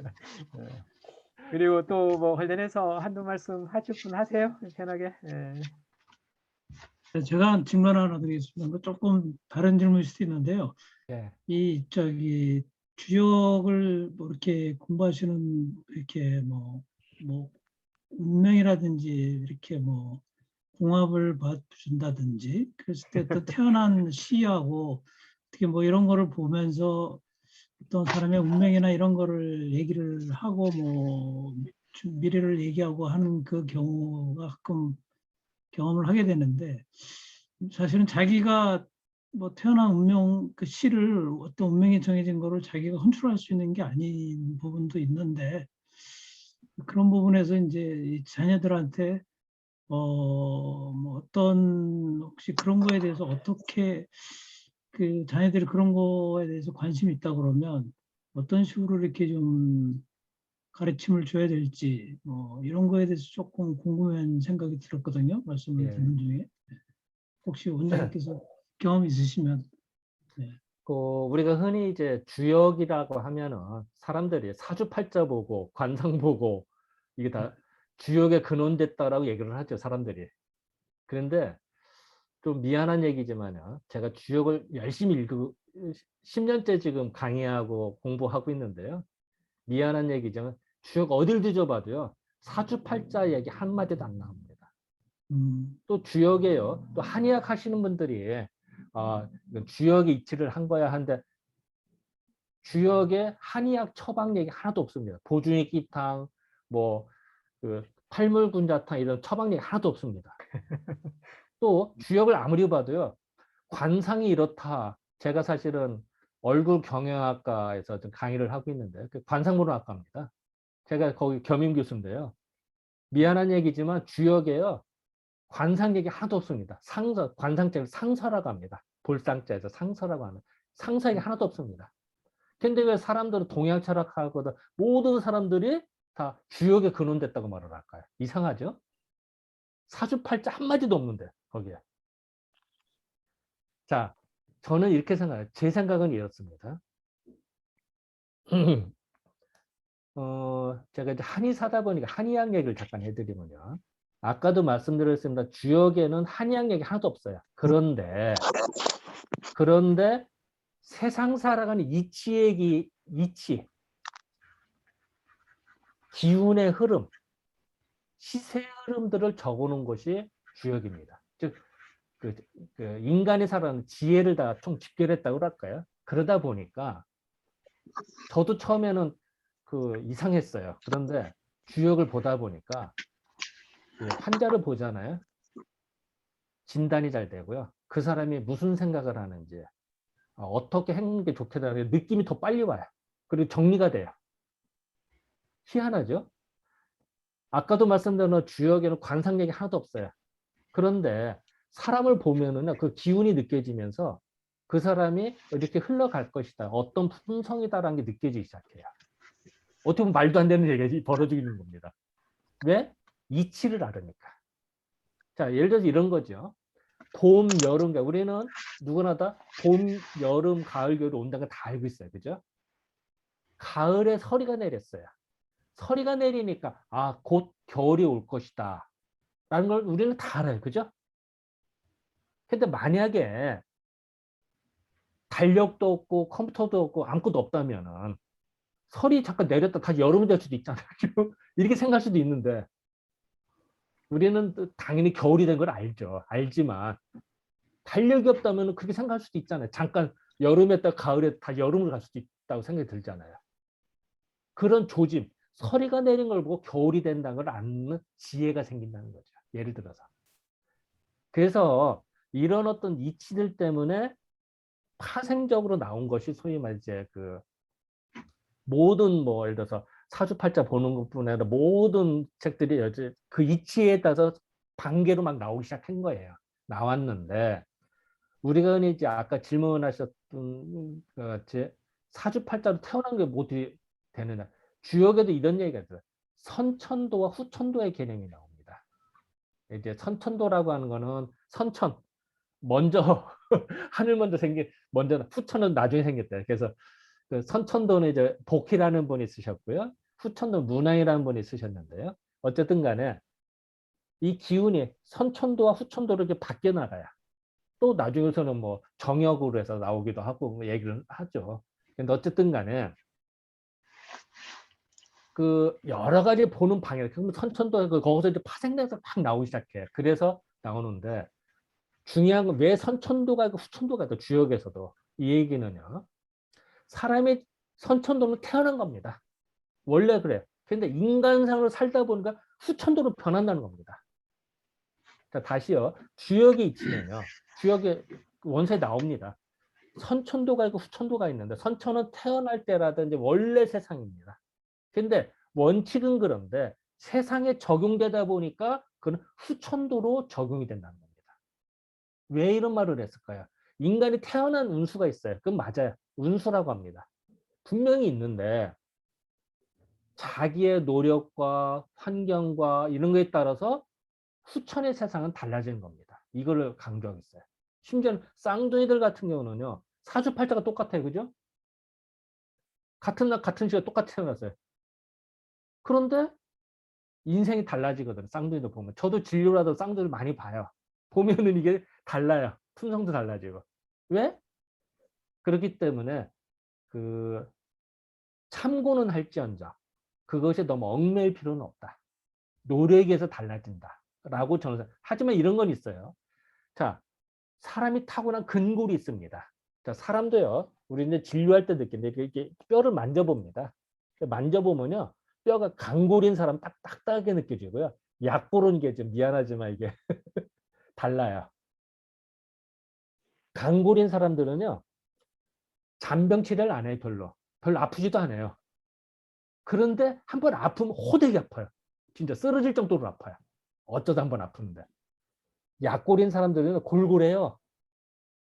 잔병 치레가 많아요. 그런데 골골백년이라고 골골한데 100년을 살아요. 오랫동안 살 수가 있어요. 미리미리 조치를 하니까. 조심하니까. 자, 타고난 근골로 봐서는 강골이 오래 살고 약골이 요절하는 게 당연하겠죠. 근데 강골은 자기 강하게 타고났으니까 몸을 함부로 굴립니다. 자동차로 말하면 그랜저급이나 아주 그 고급 차량으로 나왔는데 운전사가 막 함부로 몰아서 엔진이 T코스로 떨어진 거예요. 예를 들어서. 그런 사람이 있거든요. 그런 사람이 어느 날 갑자기 요절하는 거 망해요. 건강을 확 해치는 술 많이 봐요. 강골을 믿고 하다가. 그런데 약골인 사람들이 빨리 죽을 것 같은데 안 그래요. 오히려 자기를 항상 몸 관리를 하거든. 조심하고. 그래서 더 오래 사는 경우도 많아요. 이와 같이 타고난 팔자는 있습니다. 분명히 있어요. 저도 인정을 합니다. 왜냐면 근골이 다르거든요. 사람별로. 하지만 노력에 의해서 달라지는 겁니다. 사상학도 마찬가지예요. 타고난 체질이 있어요. 소음인이 있고 태음인이 있고 태음이 달라요. 품성도 달라요. 하지만 그 사람 노력에 의해서 상당 부분 개선이 됩니다. 그래서 저는 그렇게 생각합니다. 감사합니다. 네. 질문에 답변이 됐나 모르겠습니다. 네, 아주 도움이 됐습니다. 네. 네. 지금 여러분들도 이렇게 공부를 하시잖아요. 새로운 정보를 얻어서 자꾸 조금씩 변화가 되는 거예요. 이걸 변화라고 그러고요. 변하고 부화되거든요. 어제와 오늘이 다르잖아요, 우리가. 1시간 전과 지금이 다르고요. 밥 먹기 전과 밥 먹은 다음이 달라요. 그죠? 한약을 먹고 전과가 다르고. 공부를 책을 읽으면 전과가 달라지잖아요. 이런 강의를 공부하고도 전과가 달라지는 거예요. 계속 조금씩 변화가 있는 거거든요. 이런 과정이지 않나라고 생각이 듭니다. 제 네. 생각입니다. 예. 예, 고맙습니다. 뭐 하나하나 이야기 나누다 보면 아마 뭐 밤을 새도 아마 모자랄 것 같고요. 예. 뭐 일단 질의응답은 이 정도로 하고 이제 사실 오늘 이 시간이 휴먼 라이브러리 해서 휴먼 북해서 이제 그 사람 책 이야기를 좀 하려고 합니다. 한두 개만 또 이야기를 좀 나눌까 하는데요. 우리 김종도 원장께서 지금 한의사잖아요. 제가 대학교 처음 만났을 때는 우리 김종도 원장이 한의사가 될 거라고 생각지도 못했어요, 사실은. 근데 또 이렇게 뭐 이렇게 변하고 변해서 또 뭐 굳이 설명한다면 주역의 원리에 의해서 변화하고 변화해서 또 이렇게 하고 있고, 또 그냥 한의사도 아니고 나름대로 또 주역을 또 이렇게 주역에 또 천착을 하셔서 이렇게까지 오고 있잖아요. 그래서 뭐 아마 어디에도 많이 이렇게 나와 있을 것 같기도 한데, 이 농업과 또 생물 공부하고 뭐 한의도 공부했지만, 아니 저기 한문도 공부했지만 어떻게 한의사를 생각했는지 아마 그 배경을 짧게만 이야기를 한번 해주시면 어떨까 싶어요. 오래전 이야기라서 기억이 없을 수도 있겠지만. 예. 뭐 사실 저는 이제 그 예전에 몸이 굉장히 약했습니다, 사실은. 어느 정도로 약했냐면요, 그 국민학교 다닐 때 동급생한테는 맨날 얻어터지고요, 여자한테도 얻어터지고요, 심지어 후배한테도 얻어터지고 다녔습니다. 그리고 학교도 뭐 맨날 결석하고 아파서 서울대병원에 가면 제 차트가 두툼합니다. 하도 들락쿵날락쿵해서. 저는 언제 죽을지도 몰랐어요. 하도 골골해서. 골골백년이야. 네, 그냥 골골했습니다, 내가. 근데 그랬다가 이제 저는 대학교도 사실은, 그러니까 저는 중고등학교, 초등학교도 졸업식 사진도 없어요. 졸업식 날도 아파서 못 나갔으니까요. 졸업식 사진이 없습니다. 앨범이 있습니다만 그 같이 찍은 사진이 없어요. 그러다 보니까 저는 이제 정상적인 직장 생활을 못 한다는 생각이 들었어요, 저는. 그래서 저는 이제 그 농대 가서 이제 편안하게 뭐 몸에 좋은 약초 뭐 이런 걸 공부하고, 그러다가 이제 제가 이제 서당을 다녔어요, 저는. 이제 직장을 못 다닐 거라 저는 생각했기 때문에 서당에서 공부하다가 아주 단순한 생각입니다, 저는. 내가 먼저 몸이 골골하고 약하니까, 야, 이거 내가 한의사가 되면 한약값은 절약되지 않겠냐 라고 하는 아주 단순한 생각이. 그래서 이제 농대를 졸업하고 이제 군대도 당연히 못 갔죠. 방위를 받았습니다. 저는 이제 동사무소 근무하는, 지금은 사라졌나요, 방위가? 옛날에 방위. 그랬다가 이제, 그래서 이제 아주 단순한 생각으로요, 저는 이제 사실 그래서 한의대를 다시 가게 됐어요. 근데 가서 이제 제대로 섭생하고 체질 공부하고 하다 보니까 이제 지금 이제 맘 놓고 공부를 하고 이제 뜻을 펼칠 수가 있는데요. 저는 이제 그 참 옛날 얘기입니다만, 저는 이제 초기에 30년 전에요. 그때는 손이 엄청나게 차가웠어요. 손발이 차가워서. 그래서 진료를 하려면은 진맥을 해야 되는데 손이 차가워서 민망하잖아요. 그래서 진료하기 전에 살짝 불 좀 쬐고 아니면 손 비비고. 얼마나 쪽팔린 얘기입니까, 한의사가. 그런데 그거를 이제 계속 섭생하고 거기에 맞춰서 치료를 하고 하다 보니까 이제 지금은 이제는 오히려 이제 맘 놓고 할 수가 있죠, 공부. 옛날 공부도 맘 놓고도 못했어요. 왜냐면 밤 12시를 넘기면 일주일 누워 있어야 되니까요. 일주일 동안 누워 있어 얼마나 고생했겠습니까. 그래서 이제 그러다 보니까 이렇게 한 건데, 어쨌든 사실은 뭐 보통 거창하게 생각할 수도 있습니다만 아주 순수한 생각. 내가 약하니까 한 거고요. 그리고 또 하나는, 옛날에 뭐 맨날 병원에 입원하고 맨날 하는데, 맨날 간호사가 와서 피는 빼가는데 내가 죽으려고 하는지 살려고 하는 설명도, 요새는 설명을 잘해줍니다만 옛날에 설명도 없었어요, 그냥. 그래서 그게 한이 됐어요, 저는. 그래서 저는 진료할 때도 1시간에 한 명만 예약을 잡거든요. 충분히 상담을 합니다. 인간 대 인간으로 봐서 어떻게 10분만 봐서 다 알겠습니까? 예를 들어서 그게 한이 맺혀서 그래요. 그래서 저는 예를 들어 발빈 환자다. 발빈 환자는 저한테 안 오고 딴 데 가도 다 한의사 다 낫게. 발빈 것도 치료 못하면 한의사도 아니에요, 그거는. 그런데 꼭 나를 필요로 하는 사람도 있을 거 아니에요. 5년, 10년 해도 안 낫는 환자, 진짜 힘든 환자, 또 뭐 제주도, 부산 이런 데 올라오는 환자. 그런 환자들 보려면 어떻게 제가 그래서 1시간에 한 명만 봅니다, 제가. 그 대신 이제 충분하게 그 사람들의 인간에 대해서 충분히 파악을 하고 맞춤 의학이라고 할까요? 이제 이러다 보니까 이제 진료도 이제 진료실도 조그만하고요. 침대를 뭐 조그맣게 사랑받고 있잖아요. 하지만 제가 악취미가 하나가 악취미 아닌 악취미가 있는데요. 저는 환자 얘기를 듣기만 하는데 하루에 2~3명 울려요. 환자가 얼마나 복받침 울겠어요. 나는 얘기만 듣고 얘기를 하는데 자기 말을 들어주는 의사가 없었던 거야. 그래서 들어올 때는 얼굴이 뭐 깨끗하고 막 어둡다 한다. 눈물 콧물 자국 나는데 나갈 때 얼굴이 훤해지는 거 있죠. 그때 이제 저는 보람을 느끼죠. 그때 이제 그런 것 때문에 아마 제가 한의사 하는 느낌이랄까 보람이라고 할까 재미라고 할까요? 뭐 아까 사람 물린다고 해서 악취미라고 표현했습니다만 어쨌든 취미하는 취미. 이제 그런 데서 제가 하고 그리고 또 하나 이제 이러다 보니까 모든 공부를 하다 보니까 이제 옛날에 농대 나오고 한의대를 나왔으니까 이제 제가 식품을 주로 공부를 했습니다. 왜냐하면 이제 음식을 뭘 먹고 하는 거에 따라서 치료가 많이 달라지거든요. 식이요법도. 그래서 그쪽 공부를 하다가 이제 결국 모든 공부를 하다 보니까 이제 동양학문의 집결도 주역으로 집결이 되더라고요. 그래서 안 되겠다.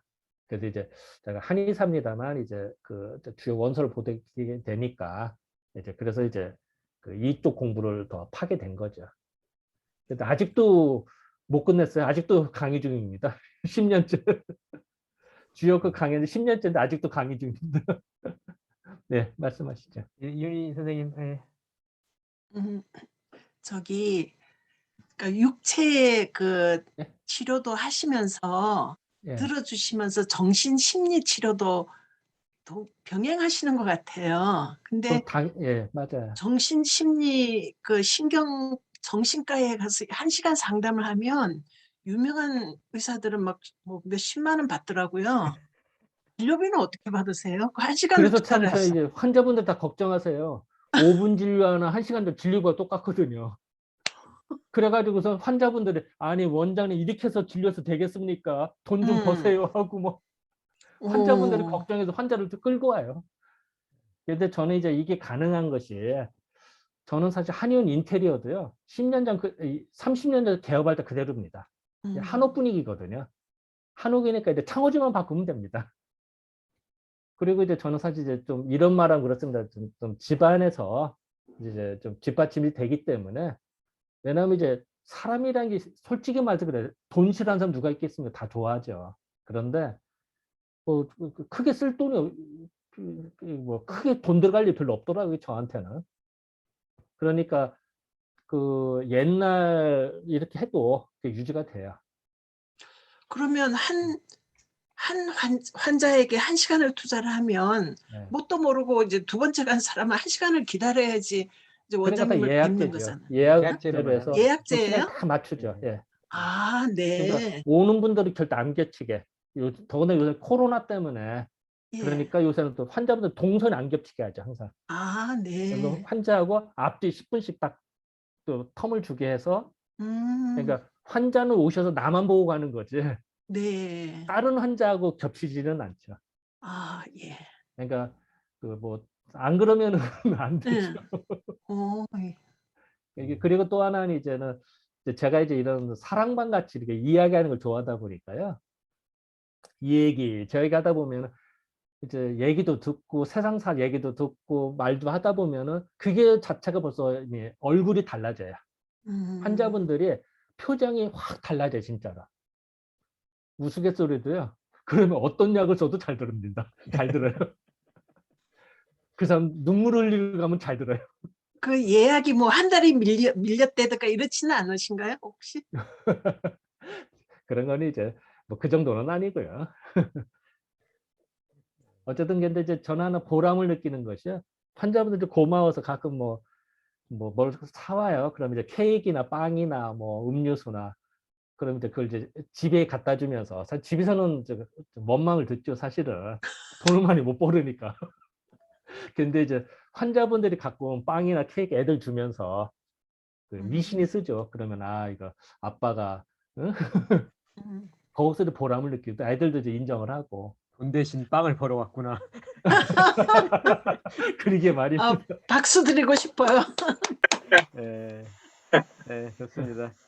이제 뭐 시간이 많이 돼서요. 하나만 더 제가 좀 말씀을 좀 드릴게요. 지금 사실 아까 이제 우리가 오늘 주제가 화천대유인데 이게 화천대유가 이 대장동하고 또 이렇게 연결이 되다 보니까 이 사람들이 화천대유가 뭔지도 모르고 그 부정적인 이미지만 이렇게 떠올리게 되더라고요. 우리 사회가 뭘 다 알아보지도 않고 그냥 바로 반응하는 이런 약간의 좀 그렇게 바람직하지 않은 문화가 좀 있는 것 같아요. 그래서 좀 안타깝기도 한데 지금 뭐 지금 뭐 이번 대선이 뭐 이 우레를 찾아볼 수 없는 뭐 지금 뭐야 최악을 선택하는 선거다 이런 말도 있고 그런데 그런 화천대유 관점에서 아까 뭐 이미 뭐 리더 얘기를 충분히 하셨지만 혹시 우리 김 원장님이 느끼는 이제 이렇게 뭐 당부랄까? 이 화천대 입장에서 리더가 어땠으면 좋겠다는 걸 한번 한두 이렇게 말씀을 이렇게 좀 해주신다면 어떻게 좀 이야기해 줄 수 있을 것 같아요? 일단 제가 이제 뭐 저도 뭐 정치권 소식은 잘 모르고요. 제가 들은 바로는 이제 그 회사 이름을 지은 사람이 그 성대를 나왔다고 하더라고요. 성대에서 동양 철학 학문을 좀 수업을 들었대요. 그래서 이제 아마 그 회사 이름을 쟀다고 하더라고요. 그게 저도 들은 얘기인데요. 처음에는 아마 좋은 뜻으로 했을 거라고 봅니다. 일단 어느 회사는 시작할 땐 다 좋게 시작을 하잖아요.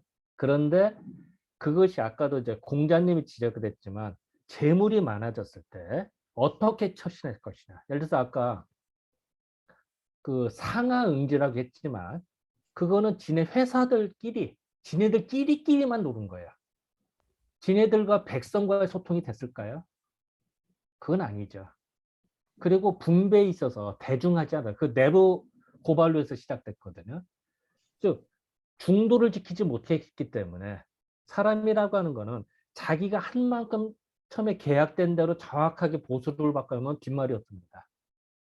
그런데 계약한 거예요. 저 회사 돈 많이 벌었네. 그럼 야, 내가 너무 조금 받은 거 아니야? 라고 해서 더 달라고 해요. 그래서 내부 분란이 일어나기 시작했습니다. 대중하지를 못한 거죠. 지금 아까 설명을 했습니다. 아까 공자가 5가지 설명했습니다만 그 5가지를 지킨 게 하나도 없습니다. 다 틀려요. 그리고 또 하나는 저는 정말 무서웠던 것이 뭐냐면은 화천대유께 이제 6개 효로 모든 게 6개 효로 이루어져 짝대기 6개로 됐습니다만 그거를 이제 제가 이제 여기 배우는 제자 중에 한 명이 이제 그걸로 분석을 해봤대요. 정치권에 나오는 인물들하고 정말 거짓말같이 6개 이후에 사람의 다 리스트를 쫙 작성을 해왔더라고요. 그러면 그 사람이 어떻게 처신해야 될지 이 사람은 예를 들어서 이렇게 처신해야 되고 저 사람 저렇게 살아갈 길까지 다 설명을 하더라고요. 그래서 저도 깜짝 놀랐습니다만 그 원리 원칙에 어긋났을 때 그것이 어디선가 탈이 나는 거는 확인을 할 수가 있다라고 하고요. 아까 뭐 정치권 얘기는 뭐 제가 언급하기는 좀 그래서 그건 좀 빼고 어쨌든 간에 근본 이치는 적용 안 되는 게 없다.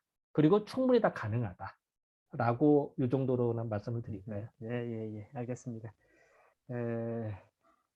뭐 이미 뭐 정치라는 말을 쓰지 않았을 뿐이지 이미 다 이야기가 된 것 같고요. 오늘 여기에 그 출마하신 분들 몇 분을 초대를 했어야 되는데 제가 그러게 깜빡했네요. 말이에요. 제가 깜빡했어요. 근데 사실은 저는 그런 생각합니다. 늘 뭐 물론 정치 한 공동체 리더도 있지만 저는 여기 한 분 한 분이 다 리더들이시고 조직의 리더이시도 하고 자기 삶의 리더들이잖아요. 그래서 그런 면에서는 충분히 이 의미가 정말 우리 한 사람 한 사람이 또 그런 마음으로 또 살아간다면 우리 공동체가 뭐 탑 리더는 좀 어떨지 모르겠지만 우리가 충분히 우리 공동체를 끌어갈 수 있는 에너지, 원동력을 가지고 있다 이런 생각을 합니다. 그래서 뭐 아무런 문제가 없고요. 오늘 정말 이제 저랑 참 이제 고향은 다르지만 중마고고 같은 친구예요. 우리 김종덕 원장께서. 그래서 제가 이제 가끔씩 들러서 이런 얘기 저런 얘기 나누고 그러는데 아무튼 제가 늘 배우고 아까 저기 그 화천대유 하나 가지고 막 책이 막 그거를 이렇게 가면 한 권씩 이렇게 안겨주는데 그거 한 몇 페이지 읽다가 그냥 포기하고 그러거든요. 근데 정말 그 작업을 지금 계속 벌써 십몇 년치 동안 계속 그 작업을 하고 있어요. 책도 만들지만 다양한 분야에 있는 사람들이 함께 공부하면서 이 개를 적용해서 우리가 우리 자기 삶에 어떻게 하고 우리 세상을 어떻게 변화시키는데 이렇게 그걸 만들어가고 있는 중이거든요. 그래서 참 정말 이 리더가 여기에 있구나. 진짜 진정한 리더가 주역의 그 세상의 변화 원리를 잘 지금 세상에 적용하고 있구나 이런 생각이 듭니다. 그래서 우리 김종덕 원장께서 그 작업을 지금 계속 마무리를 하는데 시간이 많이 남아 있지만 꼭 잘 해 나가서 그게 새로운 어떤 하나의 공동체를 끌어가는 어떤 지침의 어떤 새로운 역사를 좀 만들 거라고 생각을 합니다. 그래서 막 응원을 좀 우리가 많이 해주셔야 돼요. 그래서 사실은 오늘 강의에 대한 감사 겸해서 응원의 박수 한번 보내주시겠어요? 예, 고맙습니다. 화천대유 하세요. 예, 고맙습니다. 여기 이제 좀 마무리 하겠습니다. 오늘 이제 새밑이잖아요. 우리 2021년이 지금 마무리되어 가고 있는데 2022년이 이제 이민년, 뭐 검은 호랑이라고 얘기를 하더라고요. 저도 이민년을 태어났는데 이민년을 만납니다 곧. 그래서 참 세월이 벌써 이렇게 흘렀구나 생각이 들고 그런 중에 우리가 또 이런 좋은 강의를 통해서 많은 걸 배우고 느꼈다는 게 굉장히 큰 행운이 아니었나 이런 생각도 듭니다. 그래서 저도 이렇게 굉장히 사실은 제가 이제 이렇게 진행을 하지만 정말 오늘 잘했다 이런 생각이 들 정도로 오늘 굉장히 의미 있는 시간이 아니었나 생각이 듭니다. 참고로 공지사항 몇 가지 말씀드리고 마무리할게요. 오늘 강의 자료를 우리 김도도 원장께서 우리 채팅방에 올려주셨어요. 그래서 다운받으시면 되고요. 아니면은 제가 별도로 개별로 필요하신 분들은 제가 보내드릴게요. 그래서 받아서 그렇게 하고 우리 김종도 원장님은 이수역 근처에 사당 한의원이 있습니다. 지나는 길에 이렇게 크게 겹치지만 않으면 연락 주시면은 아까처럼 이렇게 편하게 이렇게 이야기 나눌 수 있는 시간이 가능합니다. 그러니까 미리 전화만 하시면 될 것 같아요. 그래서 혹시 필요하신 분들은 제가 연락처를 따로 드릴 거고요. 그리고 우리 이제 제가 이제 인연을 맺어온 이 모임 이름이 이제 해피 허브인데, 그래서 해피 허브가 새해부터는 조금 더 뭔가 변화를 주려고 여러 가지 지금 준비들을 하고 있습니다. 그래서 그런 부분들도 한번 나중에 이제 공지를 해 드릴 테니까, 아무튼 함께 해주시고요. 지금 얼굴이 안 보이시는 분들 전체 사진을 찍으려고 하거든요. 우리 아까 뒤에 오신 분들 제가 일일이 소개는 못 드리지만 우리 천성수 교수님은 소방행정 전문가세요. 지금 이제 호남대 명예교수로 계시고요. 그다음에 김영춘 선생님은 이 농업 쪽에서 오랫동안 일을 해오셨어요. 그래서 아까 이제 얼굴 못 뵀지만 우리 이명춘 의원님도 함께하고 계시고요. 그다음에 우리 김영식 사무관님 잠깐 얼굴만 비춰줄 수 있나요? 잠깐 좀 보여주시면 좋을 것 같고요. 그다음에 우리 박찬용 대표님 잠깐만 좀 보여주세요. 얼굴 보여주시고, 다 오셨나요? 우리 그다음에 우리 최승천 대표님도 잠깐 보여주시면 좋겠네요. 이제 다 됐습니다. 됐습니다. 그래서 제가 사진 하나 찍고요. 새해와 한 해 잘 마무리하시고요. 새해에 더 건강하고 더 멋진 모습으로 뵙겠습니다. 사진 먼저 하나 찍고 그다음 진행을 하겠습니다. 잠깐만요. 한번 손 한번 흔들어 주세요. 손 한번 흔들어 주시면 좋을 것 같네요. 다시 한번 아름답습니다. 좋습니다. 좋습니다. 뭐 혹시 뭐 더 하실 말씀 있으신 분은 남으셔도 상관없고요. 회장님 저도 인사 한번 드리겠습니다. 한 말씀 하세요. 오늘 이게 좋은 시간에 제가 좀 그 사정이 있어서 늦게 지각을 해서요. 죄송하다는 말씀 드리고요. 또 PPT도 이렇게 보실 수 있도록 해주셔서 감사합니다. 네네. 이게 화천대유를 하기 위해서는 원장님한테 네. 가서 먼저 건강검진도 한번 받아야 될 것 네. 같아요. 앞으로 잘 네, 부탁드리겠습니다. 네, 네. 새해 복 많이 네, 받으세요. 예, 예, 감사합니다. 예, 고맙습니다. 그러면 뭐 한두 분 더 얘기를 할까요? 우리 빠져나가셨네요. 우리 김영식 사무관님 지금 멀리서 지금 오시는 중인 것 같은데 뭐 짧게라도 한 말씀 짧게 한번 해주세요. 음소거 해주시고요. 예, 예. 네, 반갑습니다. 아주 그 새 밑에 아주 좋은 강의 잘 들었습니다. 예. 저도 아, 지역 공부를 좀 하고 있긴 한데 좀 더 열심히 해가지고 저도 한번 강의를 하는 기회가 됐으면 좋겠네요. 네, 네. 아유, 고맙습니다. 예, 고맙습니다. 예, 예, 예, 고맙습니다. 그다음에 우리 김명진 김명진 선생도 한 말씀 해주세요. 아니, 음소거 해주시고, 예. 김명진 선생님 음소, 예, 예. 네네네. 예, 예. 아니, 강의 잘 들었습니다. 너무 좋은 강의였습니다. 근데 이제 자신이 태양인인지 소음인인지 그런 걸 어떻게 이렇게 알 수가 있나요? 자기 체질이. 네. 일단 그 부분 내가 잠깐만 3분만 1분만 네네. 얘기하겠습니다. 제가 대학교에서 그 체질 판단하는 걸 강의를 하고 있는데요. 한 학기 수업을 듣잖아요. 그러면은 10명이면 7명, 8명 맞춥니다. 다른 사람들이. 대학교에서 예, 일반 학생. 근데 한의사가 공부를 한다. 한 3년 공부하면 90%, 95% 맞춥니다. 근데 거기서부터 1% 올리기 엄청 힘들어요. 96, 7, 8, 여기는 뭐 엄청난 각고의 노력이 필요합니다. 즉, 이 얘기는 뭐냐면 100%가 없다는 거예요. 그 정도로 맞추기 힘들어요. 하지만 웬만큼은 가능하다. 그래서 일반인이 혼자 하기로는 뭐 대충 하는 거는 한 50%, 60% 확률로는 뭐 재미삼아서 할 수가 있고요. 70, 80% 확률로는 좀 공부 좀 하셔야 되는데 개인이 공부하기 어려우면은 그 전문가들 의뢰하는 수밖에 없어요. 그러면 이제 그 한의사 사상체질 학회가 있습니다. 사상체질 의학회 저희 한의사가 전체가 약 25,000명 정도 됩니다. 대략 주먹구로 따져서요. 그런데 그 중에서 사상체질 학회에 소속된 사람이요. 지금 500명이 채 안 됩니다. 그리고 500명 학회 회원 중에서도 회원만 등록돼 이제 공부 안 하는 사람도 많잖아요. 그 실질적으로 논문 쓰고 연구하고 공부하는 사람 한 100명 정도밖에 안 됩니다. 실질적으로. 그래서 그 중에서 그걸 추려서 저희도 학회 인정이라는 걸 만들어서 학회 홈페이지에 가시면요. 학회 인정회가 있습니다. 그 명단이 나올 거예요. 그래서 그 사람들한테 가서 체질 진단을 받으시면 됩니다. 아니시면 뭐 저한테 오셔도 되고요. 이제 그거는 이제 제가 더 시간 내드릴 거니까요. 뭐 그렇게 하셔야 되죠.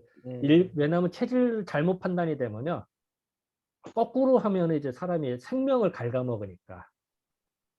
그래서 신중기에. 그래서 제가 1시간씩 진료하는 이유도 사실은 그래서 그렇습니다.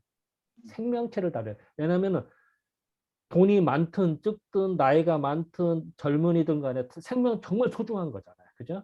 그 소중한 사람 함부로 대합니까? 그러면 안 되죠. 그래서 신중기에 되기 때문에 그래서 그렇습니다. 이렇게 좀 답변 드리면 어떨까요? 예, 아유, 고맙습니다. 예, 더 궁금한 것들은 따로 이렇게 지금 연락처를 그 채팅방에 남겨놓으셨어요. 참고하셔서 연락하시면 됩니다. 그리고 끝으로 한 분만 더 우리 오창곤 총장님 잠깐만 한 말씀 해주세요. 뭐 겸겸해서. 예, 거의 뭐 끝날 무렵에 들어가지고 들어오고는 싶었는데 다른 또 뭐 해오던 강의 듣는 게 있어가지고 뭐 어쩔 수 그렇게 됐습니다. 예, 그 가까이 계시니까 저 교대역 쪽에 있는데 한번 찾아가서 직접 좀 지도를 받아야 될 것 같네요. 저 체질 진단도 받고. 저도 뭐 관심이 많고 주역도 좀 읽어보고 싶은 생각도 있고 그런데 사실 맹자 공부를 좀 했어요. 그 월요일마다 저희가 있어가지고 맹자 강독반이 있어가지고. 우와. 방금 마쳤는데 어쨌든 그 전부터 많이 말씀은 들었습니다만 뵙고 싶었고 또 하여튼 좀 많은 지도 부탁드리겠습니다. 오늘 수고 많이 하셨습니다. 예, 고맙습니다.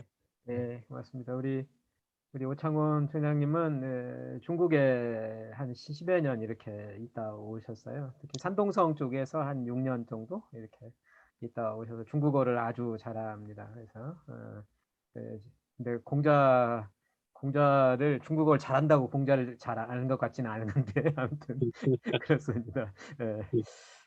아무튼 특히 이제 오늘 참석하신 분 중에 우리 최중엽 대표님은 논어를 이렇게 스스로 이렇게 독학을 하셔서 책을 여러 권 내셨어요. 논어 관련 책을. 특히 이번에 50에 읽는 논어라는 책으로 지금 어제 교보문고 갔더니 뭐 거의 인문 쪽인가요? 그쪽 베스트셀러 뭐 거의 2, 3위 하고 있더라고요. 그래서 아마 꼭 한 번씩 그 여러 권 책을 쓰셨지만 이번 책이 특별히 또 이렇게 여러 가지로 이게 내용도 그렇고 막 많은 이렇게 배움을 주는 책 같더라고요. 그래서 관심도 좀 가져주시고요.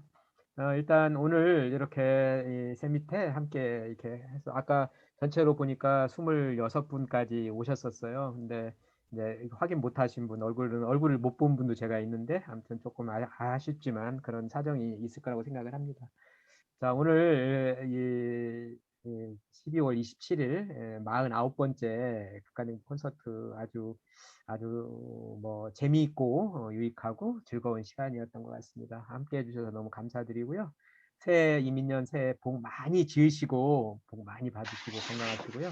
새해 뵙겠습니다. 아무튼 뭐 손 드시면서 하시고 혹시 오늘 강의나 뭐 이런 관련해서 언제든지 저한테 연락 주시면 됩니다. 예, 손 한번 흔드시고 마무리하겠습니다. 예, 수고들 하셨습니다. 고맙습니다. 예, 고맙습니다. 감사합니다. 예, 예, 수고하셨어요. 네. 예. 수고하셨습니다. 예, 강의 잘 예, 들었습니다. 예, 고맙습니다. 회장님 수고했습니다. 예, 수고하셨어요. 예, 예. 편하게 나가시면 됩니다. 예, 고맙습니다. 예.